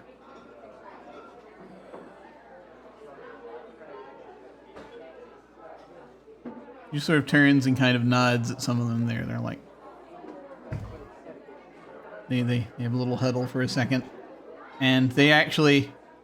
They look at you, they look at that, and you see that Reg has come out of the kitchen. So Lana will recognize, hey, Reg is here. And he is standing there again. He's taking his jacket off. He's the guy with the car from the last game. Yeah. last Yeah. arc. Okay.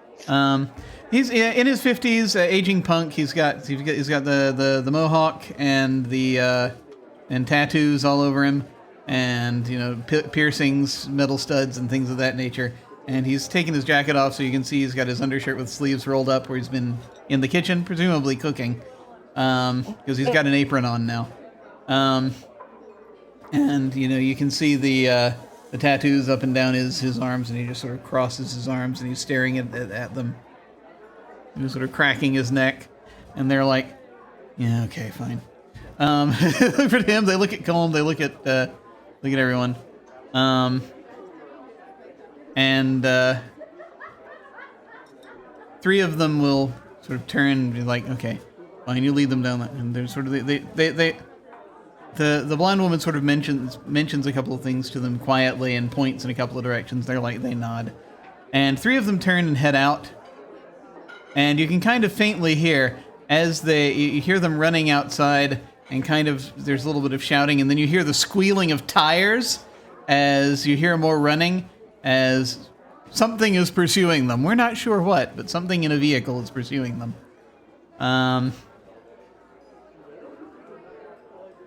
But it passes by the diner.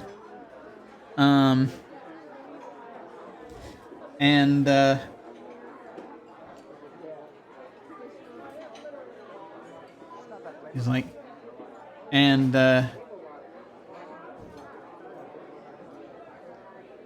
she will, she'll kind of put her hands, have her palms open. Okay.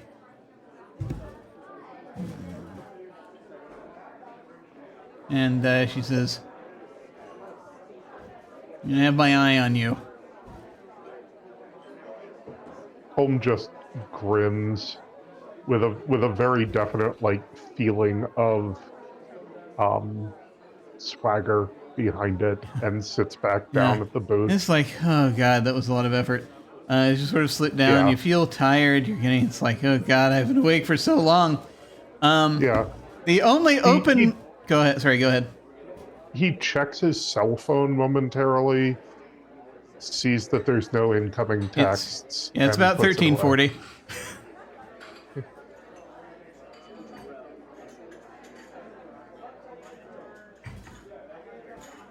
Right. See? That wasn't so hard. That wasn't a nightmare. The only open table right now is next to yours, because again, the tables by the windows are the ones that get taken last. So they seat these three people in tactical gear. They come over and they sit down at the table next to yours. They just sort of slump into the table. How much of the conversation between the waitress and these people, who I assume are just awakened like we are, and not nightmares, based on what she said? Mm-hmm. How much of the conversation did you hear? Yes, sorry, that was half a sentence. Everything Yes, I said how out much of the- loud. Everything I said out loud is dialogue you heard. Okay. They sit down with coffee, and they've kind of got their backs turned to the window. It looks like they're kind of trained a little bit, but it's hard to say. And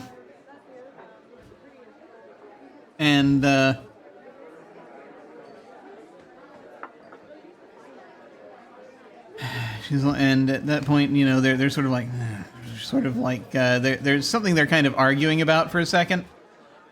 And I have a question. For James, what color are Colm's eyes? Brown. Okay. I think it also helped that you have this aura around you. What color was the aura, by the way, when you made your threat? Or maybe you didn't threaten them, but when you talked to them. That's a good question. I forgot they drank ale that gave them mood auras. So Colm currently has a mood aura. I think there was sort of It was green, kind of.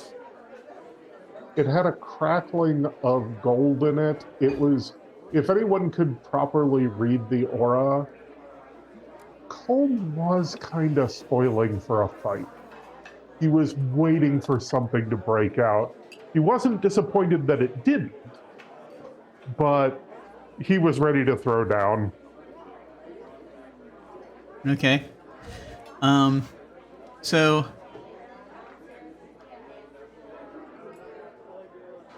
after a moment, the blonde woman turns around and looks over Colm in your direction, and will kind of just sort of say,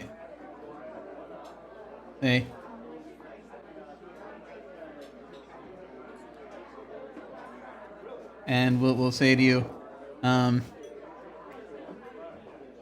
hey, Brown Eyes, you look like you'll go pretty far in a place like this. I'm getting ready to jump in the pit. If you want, I can get you some steak on me. Oh, that's mighty nice of you. I wouldn't say no. Good steak sounds good. All right then. And the two guys that are over there, they're like, oh god. And she just kind of smiles, and the waitress comes by, and she specifies an order and then kind of gestures, and the waitress kind of looks over and she's like, just points again at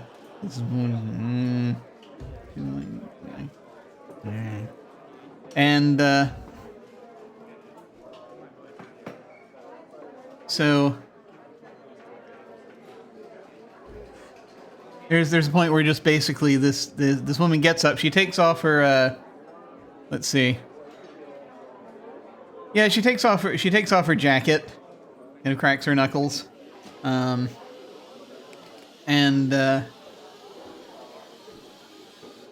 she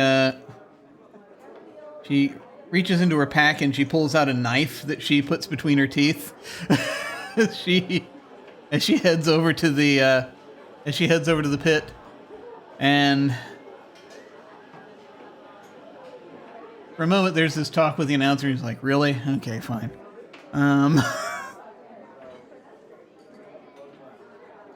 Let's see. I'm just gonna decide that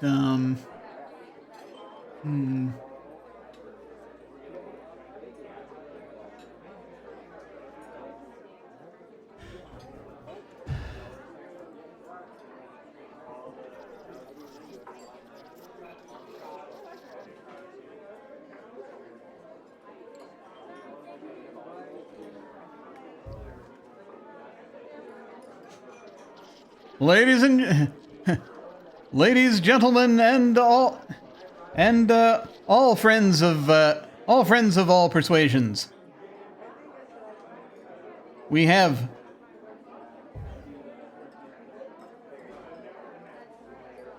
coming into the ring once again Agonal Alley, who will challenge the Death Bison. And there's this sort of a little bit of, and this woman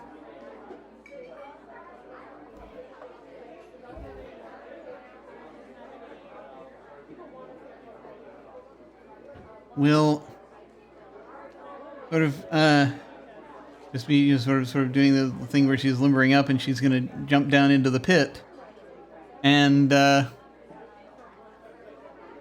there is this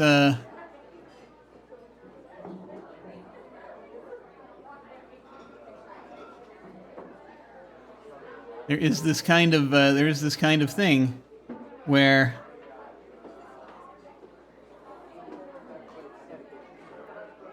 let me see. Trying to think if I have something good for this. And I don't have anything really good for this, unfortunately. But who knows? I was just looking for any sort of music I might throw behind this, because this isn't exactly This isn't exactly a weird situation. This is more of a people fighting in a wrestling fashion type situation. Let's see. Oh no, that's more of the. No, we can't have that. So I think what we get is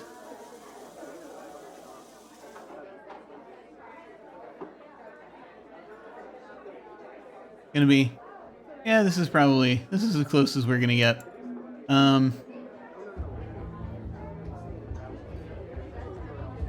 So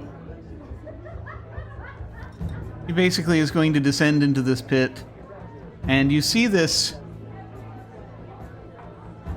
person that looks kind of like a minotaur steps out.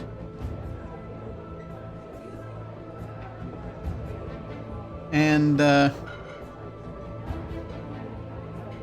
is going to, basically this big sort of shaggy-looking minotaur fella, and is wearing a big sort of, and wearing kind of a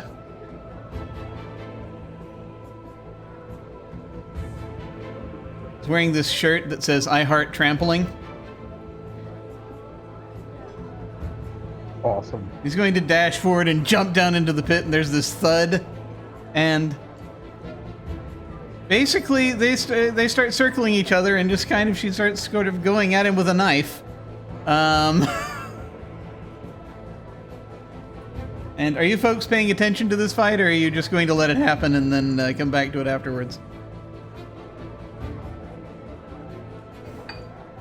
I will say that Colm is paying attention to it, though as a player, I will say that, I have no problem just sort of hand-waving the fight. Yeah, we're not gonna, this is between NPCs, so I'm not gonna do a lot.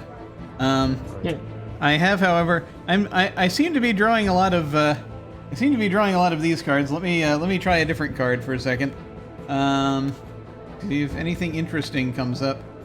How does she do? Let's see. Bad, even, good. Good, yes, odds are good. Okay. As according to this thing. So after a couple of falls, she gets up after getting knocked back several times, but she seems to be trained at least somewhat in how to, she's practiced at least a lot against bigger opponents. And so she eventually is able to sort of hit him and kind of hamstring him. And he does go down. And he finally kind of taps out. And the bell rings. And she is declared the winner. The winner is Agonal Alley.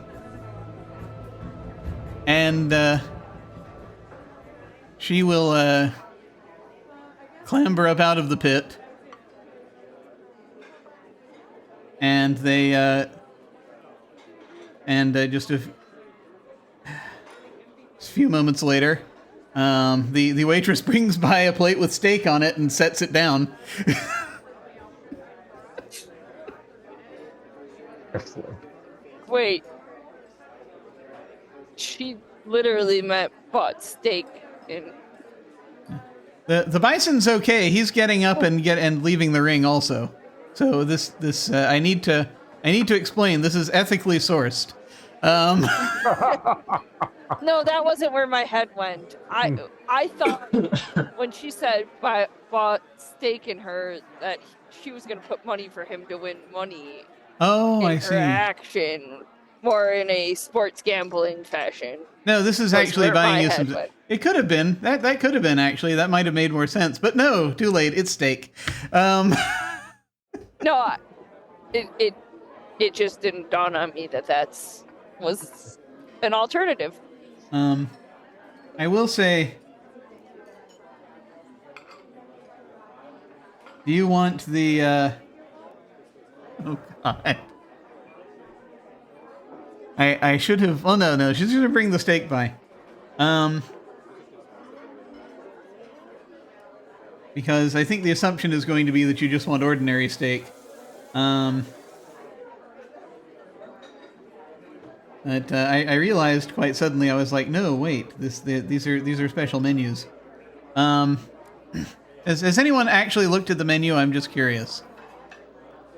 Nope. Now that I have steak, why bother? Okay. So,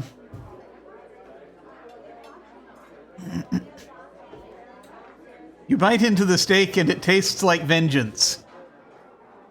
Yes. It's hard for me to explain what vengeance tastes like. But it's very much this, it's like that early era Batman feeling, perhaps.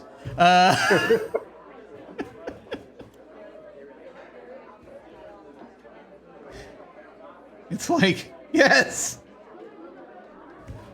Revenge! Revenge is mine! We're not sure what the steak did to you, but it's this is what the steak tastes like. The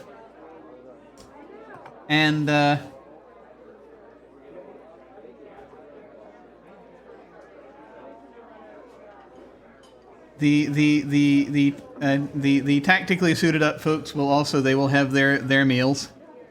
As this is happening.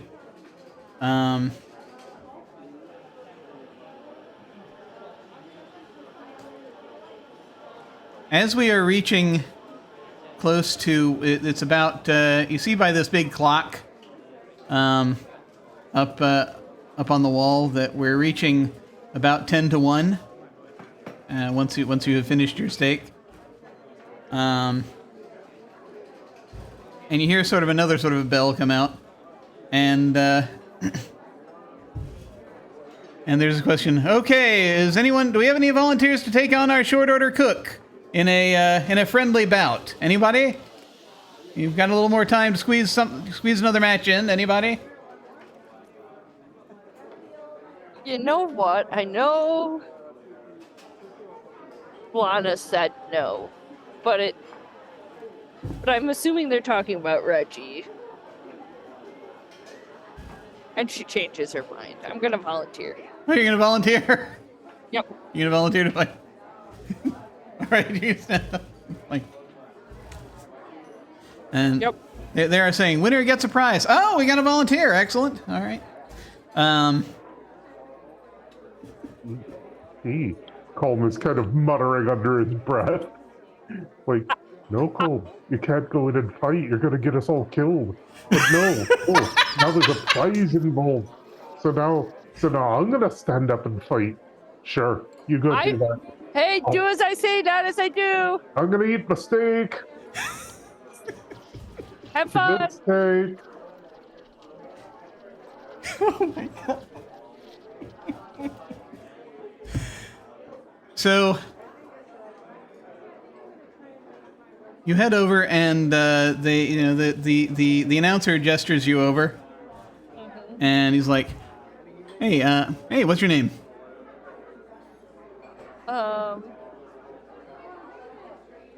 The amazing Lana. Amazing Lana. All right.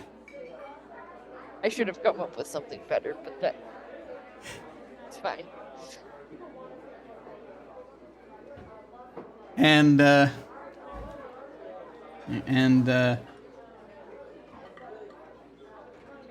so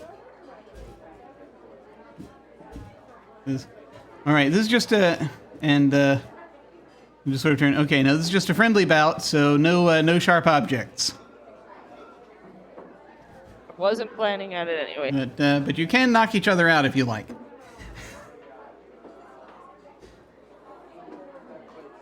Okay. And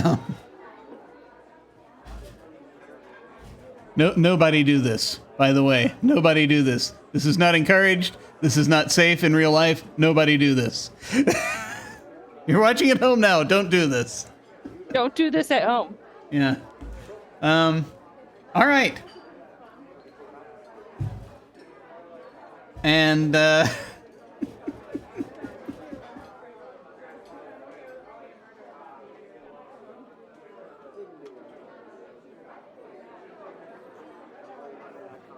so he will, the announcer will,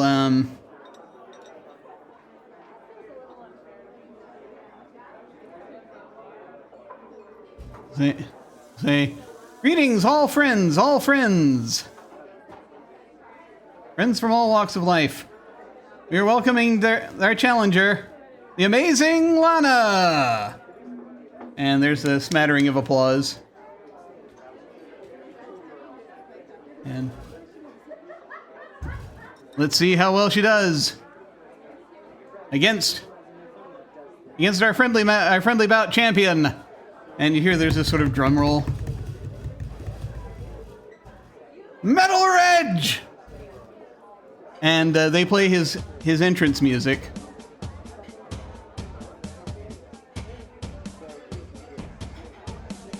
And he is going to come out.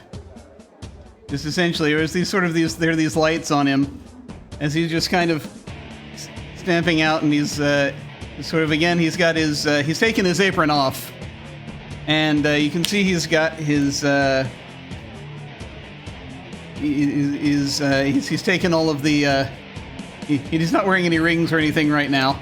But as he's kind of coming out, he cracks his neck, and he just sort of stands, and he does the sort of thing where he sort of flexes his muscles up in front of folks, and they're like, ah! This old guy, and he kind of looks over, he sees you, he's like, hey. He kind of laughs, and the two of you descend into the pit, and you begin to fight. Oh, God. Yep. So, I need to know. Now, Lana, we know is fairly athletic. We know this. Mm-hmm. And you are younger than Reg. Yep. But he does have a size advantage on you. He is. So he is a bit. Lana is pretty tall though, so not as much of one as he'd have. Otherwise, yeah, right? I mean, she's decently tall. Yeah. I don't remember if I ever put a height to her. Yeah. Like, she's not more than maybe like 5'6" or 5'7". So he probably has a more reach than she does. But she is smaller than he is, which works to her advantage. So the two of you are going to go at it. He is kind of an old school wrestler when it comes to this kind of thing, where he will basically, with him it's not so much about getting out of the way as taking hits, and then reaching for opportunities to like slam the opponent down to the mat. So his pain rating for this activity, let's see, is he going to be using anything weird? No, I mean, he sees it's you, so he's not going to do anything out of the ordinary, I don't think. So this is just going to be a pain rating of 4. Okay. To try to direct the fight in some way in which you in the way you wish. Yeah, I'm gonna put 2 madness dice on this. Okay. Because Lana just wants to win. I think you're gonna. Let's see. I got 6.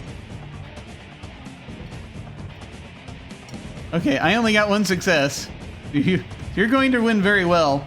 What do you think this looks like? So I think Lana is just very like quick and agile on her feet, and keeps her center of gravity low, so she's hard to pick up.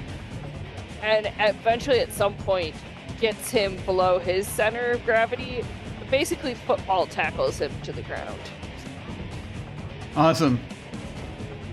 So he goes down. You actually do manage to pin him, and It's like you have a bit. It's like staying on top of him would be difficult were you not prepared, but you were in fact prepared.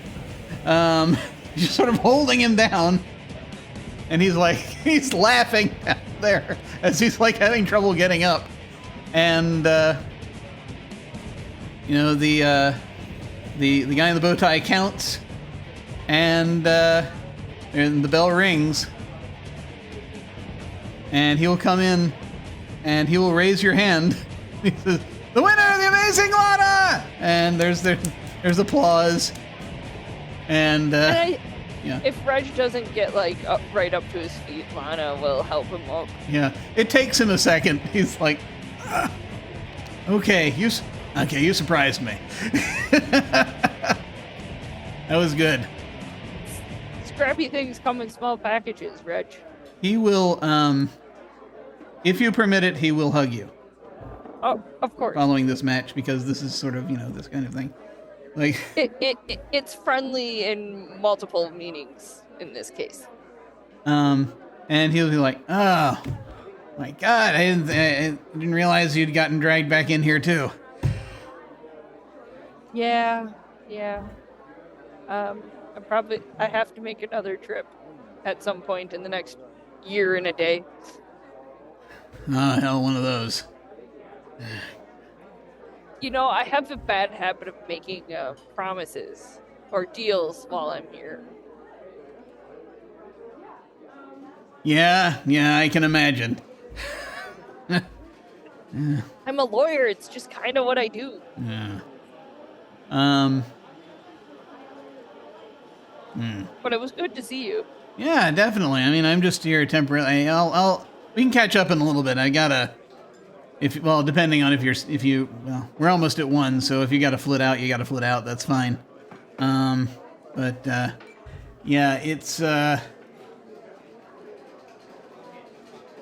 depending on how things go, I might actually have something for you to look at in a bit if you're interested. Interesting. I'm glad I didn't traumatize you too much the last time we were together here. You get used to it. He says. Yeah. If I can, just figuring out some land deed stuff. That's let me just put it to you that way. We'll see what happens. Yeah, if I'm here, I would be happy to talk with some friends. So. Oh yeah. Speaking of which, briefly, we're gonna swing back over to the table for a bit because there's a thing, where, Colm, after you have completed your stake, and it is getting closer to 1, the blonde woman Allie will get up and she will come over to your table, which is not a long trip. And she's sort of looking at the two of you, and she's kind of leaning on a partition that's here, peeking out. She's like, and like, you folks come here regularly?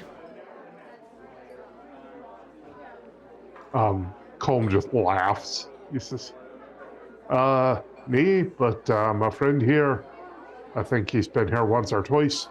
Oh, yeah? Yeah. Well, not to here, but, here. Well, if you folks... you folks of the persuasion of the persuasion that might want to turn the tables on some of these nightmares. Not sure what I'm you listening. He smiles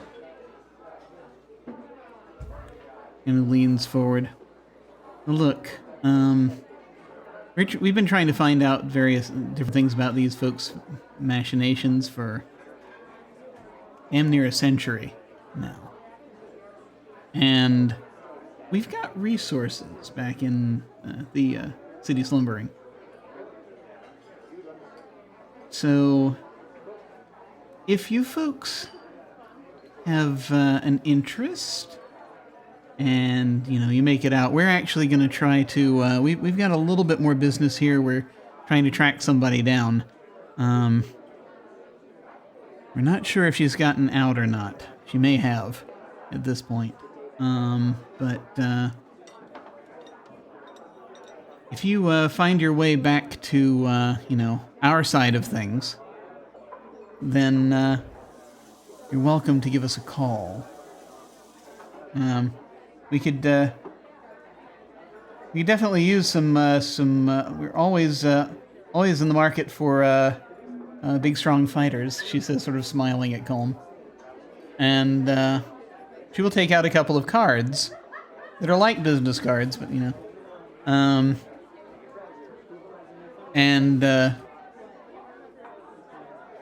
and set them on the table. She and when she turns and she sees that Lana is probably done with her conversation and getting ready to come back, she says, think about it. It's always good to have support. Before we part ways, we're looking for someone. Oh, yeah? Yeah, we're looking for this fella dresses up as a knight, all red and all. He grabbed a friend of ours. Red Knight, that rings a bell. She looks over at her friend's table. Red Knight? Do we know about the Red Knight? And they're like, I'm gonna have to go back and look it up, but I think I read about a Red Knight once. Well, that's who we're looking for. If you happen to, here, and Colm grabs a napkin and writes his cell phone number on it, hands it over. Oh, great! She'll take it. Hey, thanks. And she actually will smile and she says, "Well, it's only fair then," as she will grab another napkin and she will write her number down and slide it over to you. Colm accepts it with a wink, and puts she it grins. in his pocket. And says, I know I've read about a Red Knight somewhere. Do you have any symbols? Heraldry, anything like that? I look to Dustin.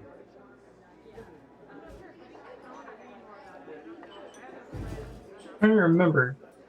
He had the candlestick tattoo, didn't he? No, he did not. He picked up Leo, who had the candlestick tattoo. Right. Let me see. Now this is the funny part because I don't think I described it. But who got closest to the knight? Who here got closest to the knight?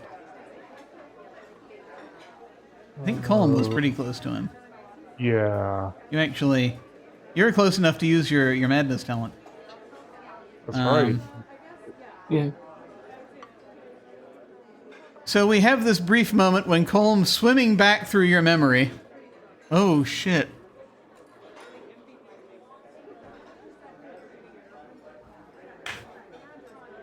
Colm,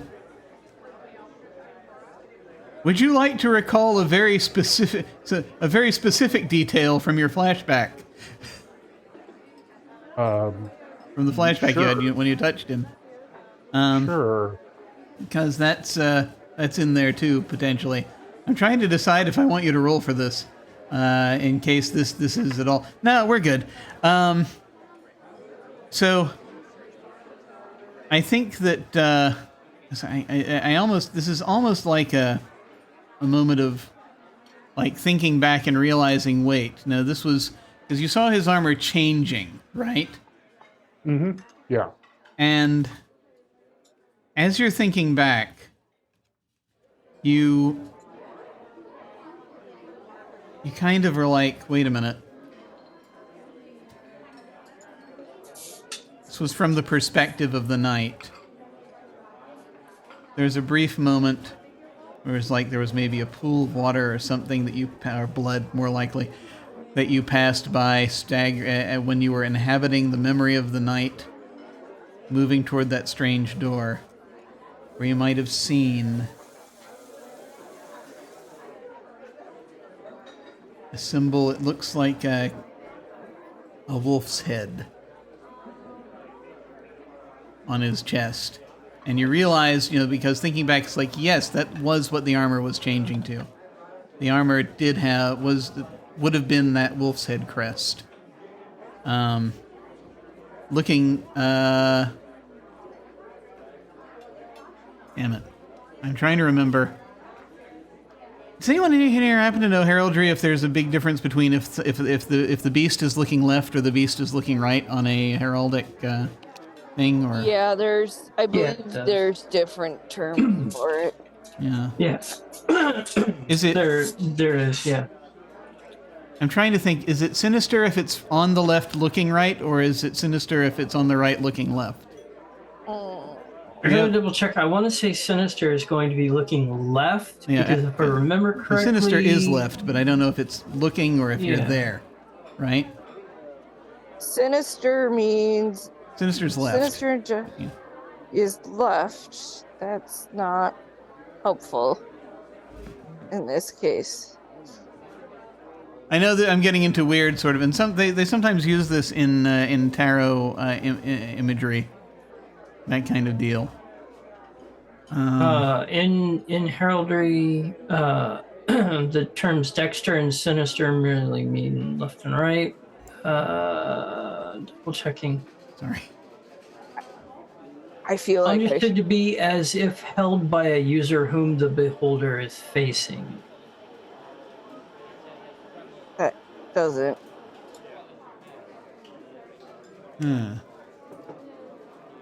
Well, you know what the best part of this is, Jim? Since you can make it up. No, That's you fair. can make it up. I know, but I like it. I like there to be verisimilitude to a certain extent, because I can't stop myself. I'm going to say that it's looking left. Sorry, go ahead. Okay.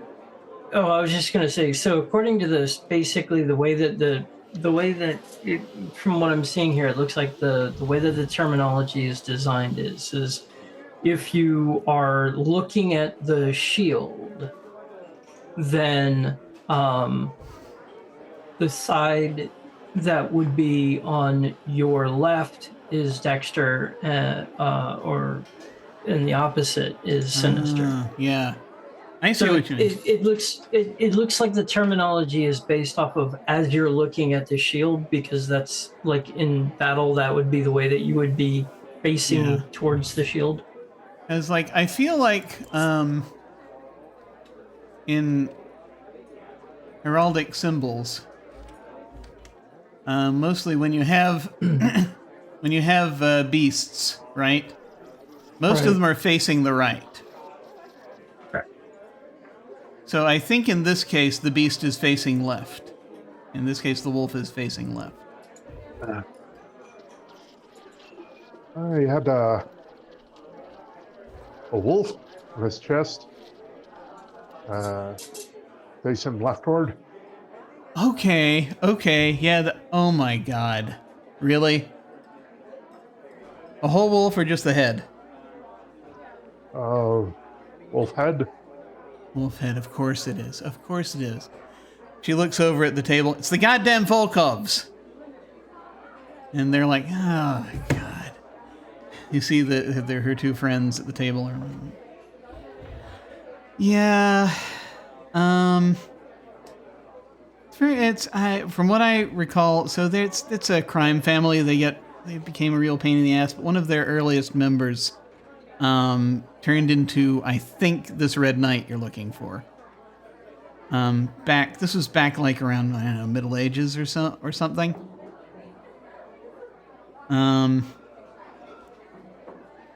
And yeah, they're a thorn in our side sometimes. We don't exactly see eye to eye. They're kind of more about studying and becoming nightmares, and we're pretty much about flattening them when we get a chance. And so we've had run-ins over the years. Is there a good place to look for them? Yeah. Here? So... if he is up and about, then they're going to want... So there's this story, right? And I'm sorry I can't remember much about it right now. I've got to get back home and look it up, you know? But I can send you more once I've had a chance, right? But he lived in a kind of an ice palace in one of the stories, I think. He made, in one of the this is from centuries ago, right? But he made some kind of an ice palace. So if he doesn't have that here, he might try to remake that. If he finds a way to do it malleable enough, if he's able to impose his will on the environment. I don't know if he is, or how long he's been out, or if he'd be able to do that. But he'd probably look for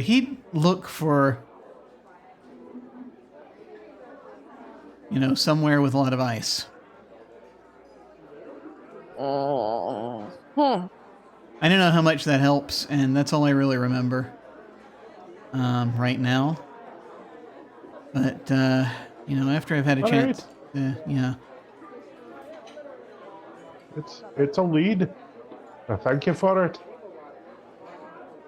All right, well, good luck to you folks. And Lana is just sort of you have finished talking to Reg, and I presume you wander back to the table. Yes. Yep. And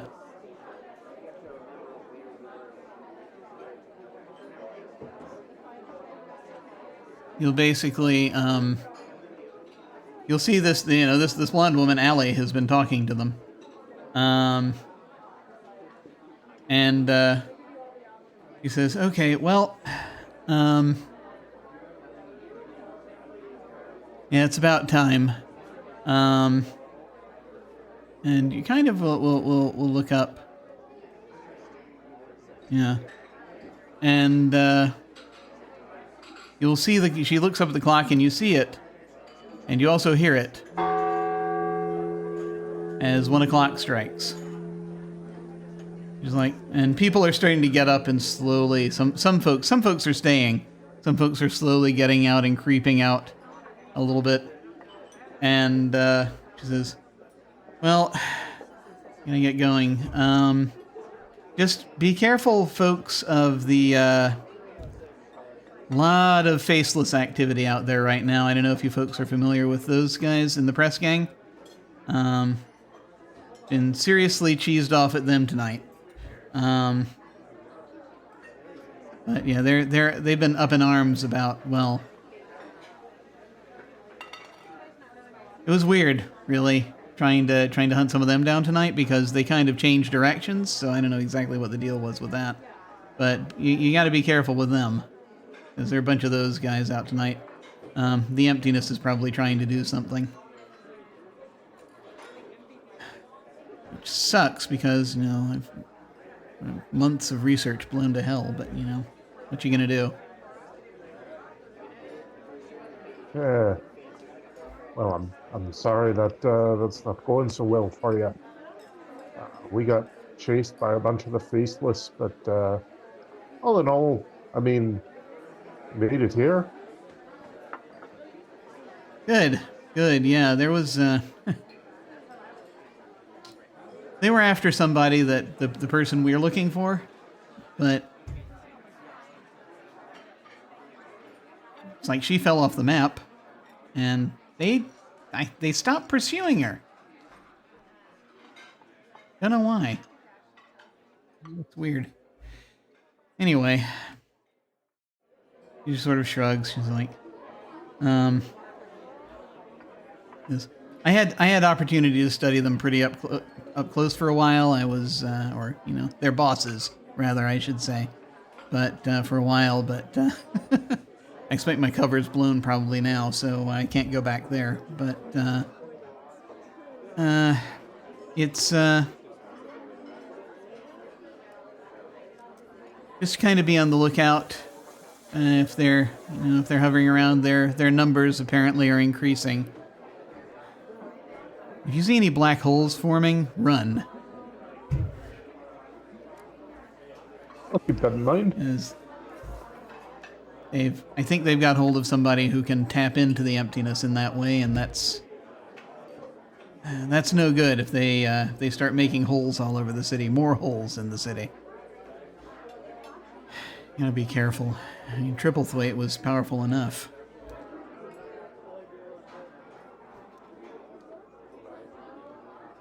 And she'll sort of nod again to the two of you, if no one, if the three of you, if no one else has anything they want to say to her, she's going to head off.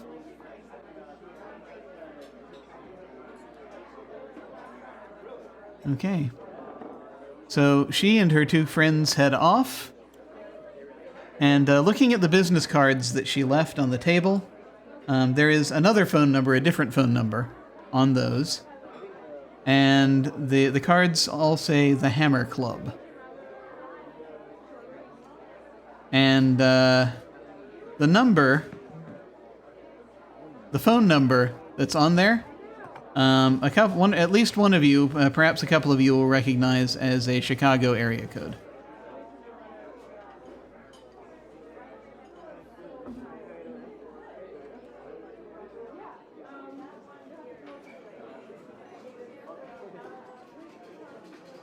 And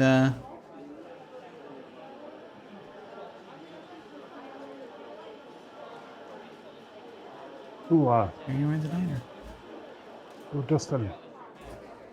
So what do you think about this whole thing of this Red Knight fella looking for ice to rebuild his place? I mean, does that connect with what we run into so far? Yeah. Well, they said that he was originally in ice, so finding ice would it would line up. Yeah, I think so. We got a lead. You folks will remember Liquid Lou saying that he was having a bunch of blocks of ice brought over to the labyrinth. Right.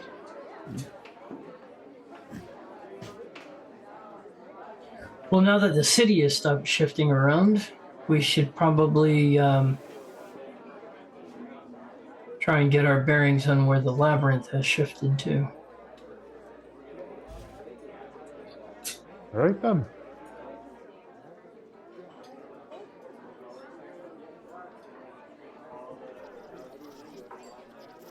So, I mean, unless Lana wants to beat up some other old man. Oh, your prize! That's right, you get a prize. I almost forgot. Lana, you are presented with a choice.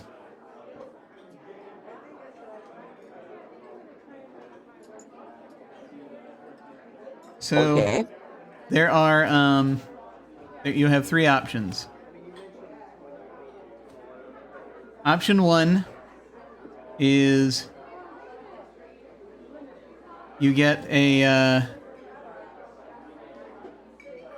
coupon for a free meal here later on.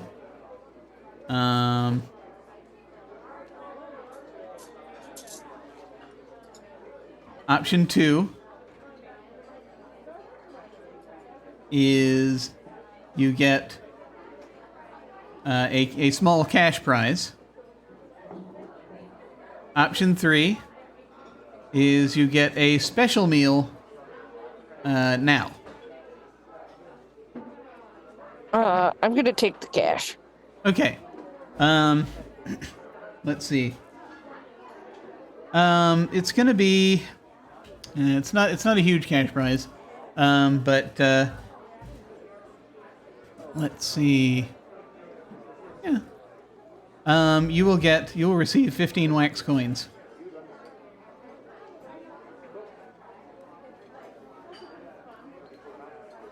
That's more wax coins than we had a minute ago. That's true. You now have wax coins.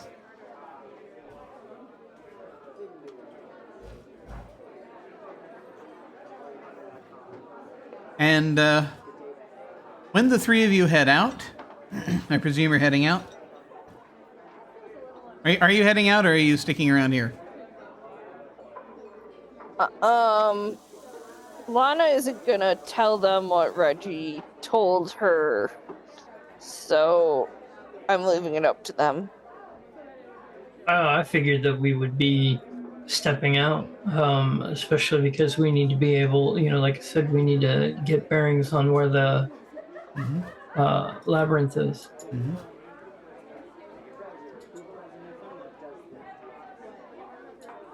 Okay. You step outside, and the landscape is a bit different.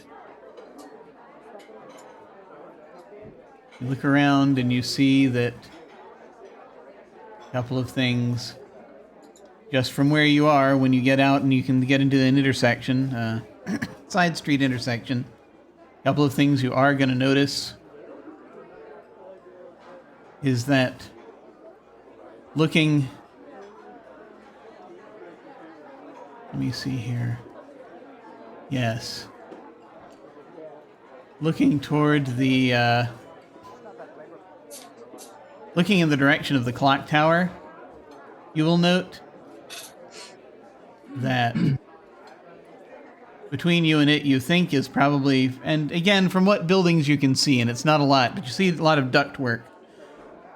So you think that's probably District 13 now, between you and the clock tower square. You will note at this end of the district, you see there is, another district just clockwise of here that has a lot of spikes coming up from it. Kind of looks like sort of spiky buildings, pointy buildings, and looks sort of at odd angles. A lot of metal and things that look like, it's hard to tell, are those medieval cages? It's hard to tell. And then outward, you can just see into the outskirts, and you're seeing that it looks a little more built up. There's what looks a little bit more like a proper district in that direction, with a few of those colorful banners you saw earlier floating by. Is there some sort of district in that direction now? As it seems the city has perhaps expanded a little bit.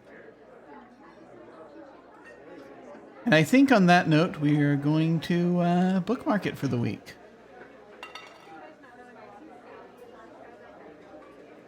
Cool. Thank you all very much, once again, for playing with us this week. It is much appreciated.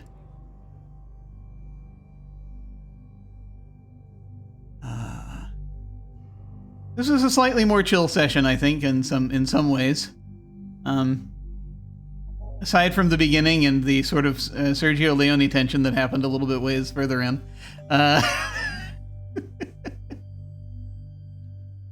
Who knows what chill looks like in the Mad City? It's hard to say.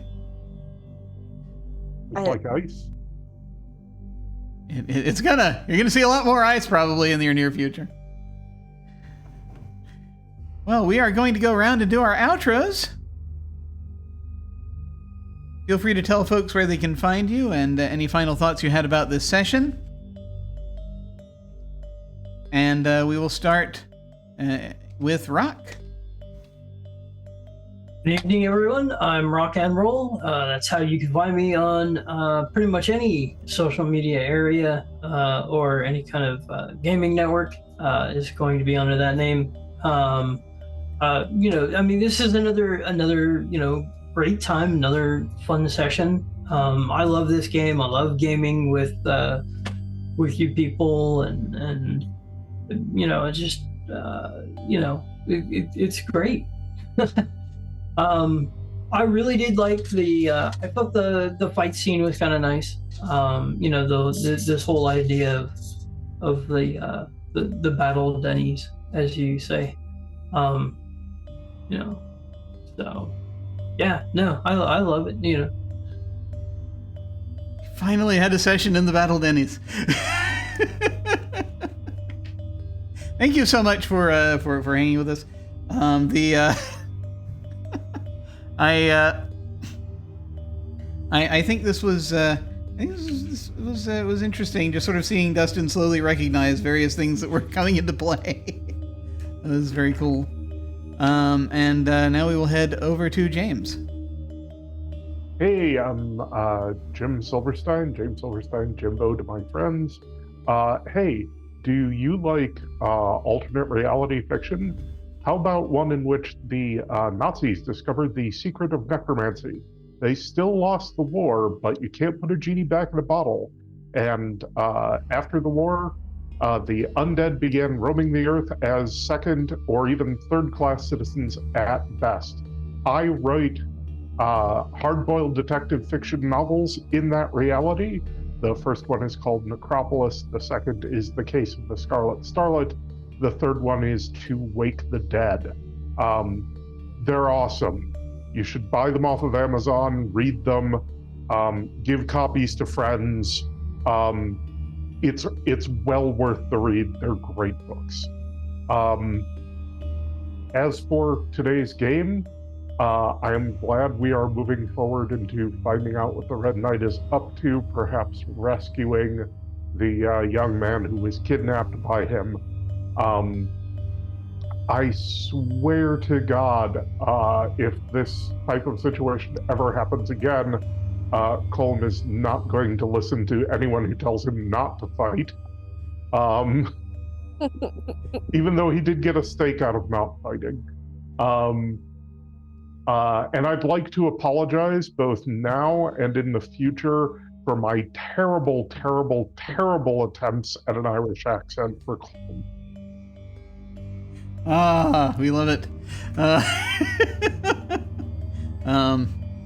But no, it's understood. It's understood. Then again, we, by which I mean me, I'm American, so there is that. But yeah, no. I was just waiting to see if Colm was gonna fight. Turned out not to happen.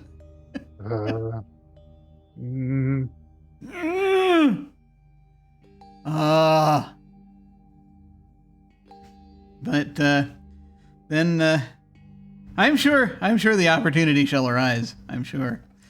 Sure. And finally, we'll head over to Nash. Hi, I'm Nash. I had a lot of fun. I like the half circle we made with the thing that seemed random at the beginning of the very first session of Don't Rest Your Head. It's now coming to bite Lana in the butt, and it's great. So thank you for that. Yeah, I had a good time. You can find me at Theater Nerd on all of the places. But I'm not really doing anything else.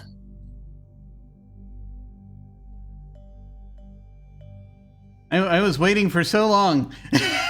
Finally, try to find an opportunity to bring that around and to figure out what it was that the Banshee wanted with Lana. And well, we're there now. Well, usually when I make a commitment to something, I'm committed to being there for the time that I made the commitment. But last week it was just a rough day, so. Oh yeah, no worries. Oh no, it was no problem there. It was just it's since the beginning when we figured out that there were situations with the Lana's quote unquote victims, basically, or the folks who have had to who did not survive after Lana's stint as a DA, as a DA assistant. that finally we've put a thing to that, and so I'm very pleased. I'm very pleased. But yes, who am I? I wish I knew. But in the meantime, I'm Jim Ryan. You can find me at OtherDoc on Twitch, Twitter, Hive, Mastodon, and most other social media platforms. Where I'm not OtherDoc, I'm Jim Yes That Jim. My website is jimyesthatjim.com, where you can find my Geek Observation podcast and links to my various other podcasts, audio dramas, writings, and such. Down below, you can access my website, social media links, YouTube channel, and various other things. We might be trying to, this Thursday, to jump back in to text adventure games. We'll see. We have this thing that we did for a while called Abject Adventure Gamery, my friend Lucci and I. We've been just trying to line up schedules, and so hopefully we'll see if we can make it happen this week. Can't guarantee that we will, but we will give it a try. So hopefully that we'll be doing that on Thursday. We'll see what happens.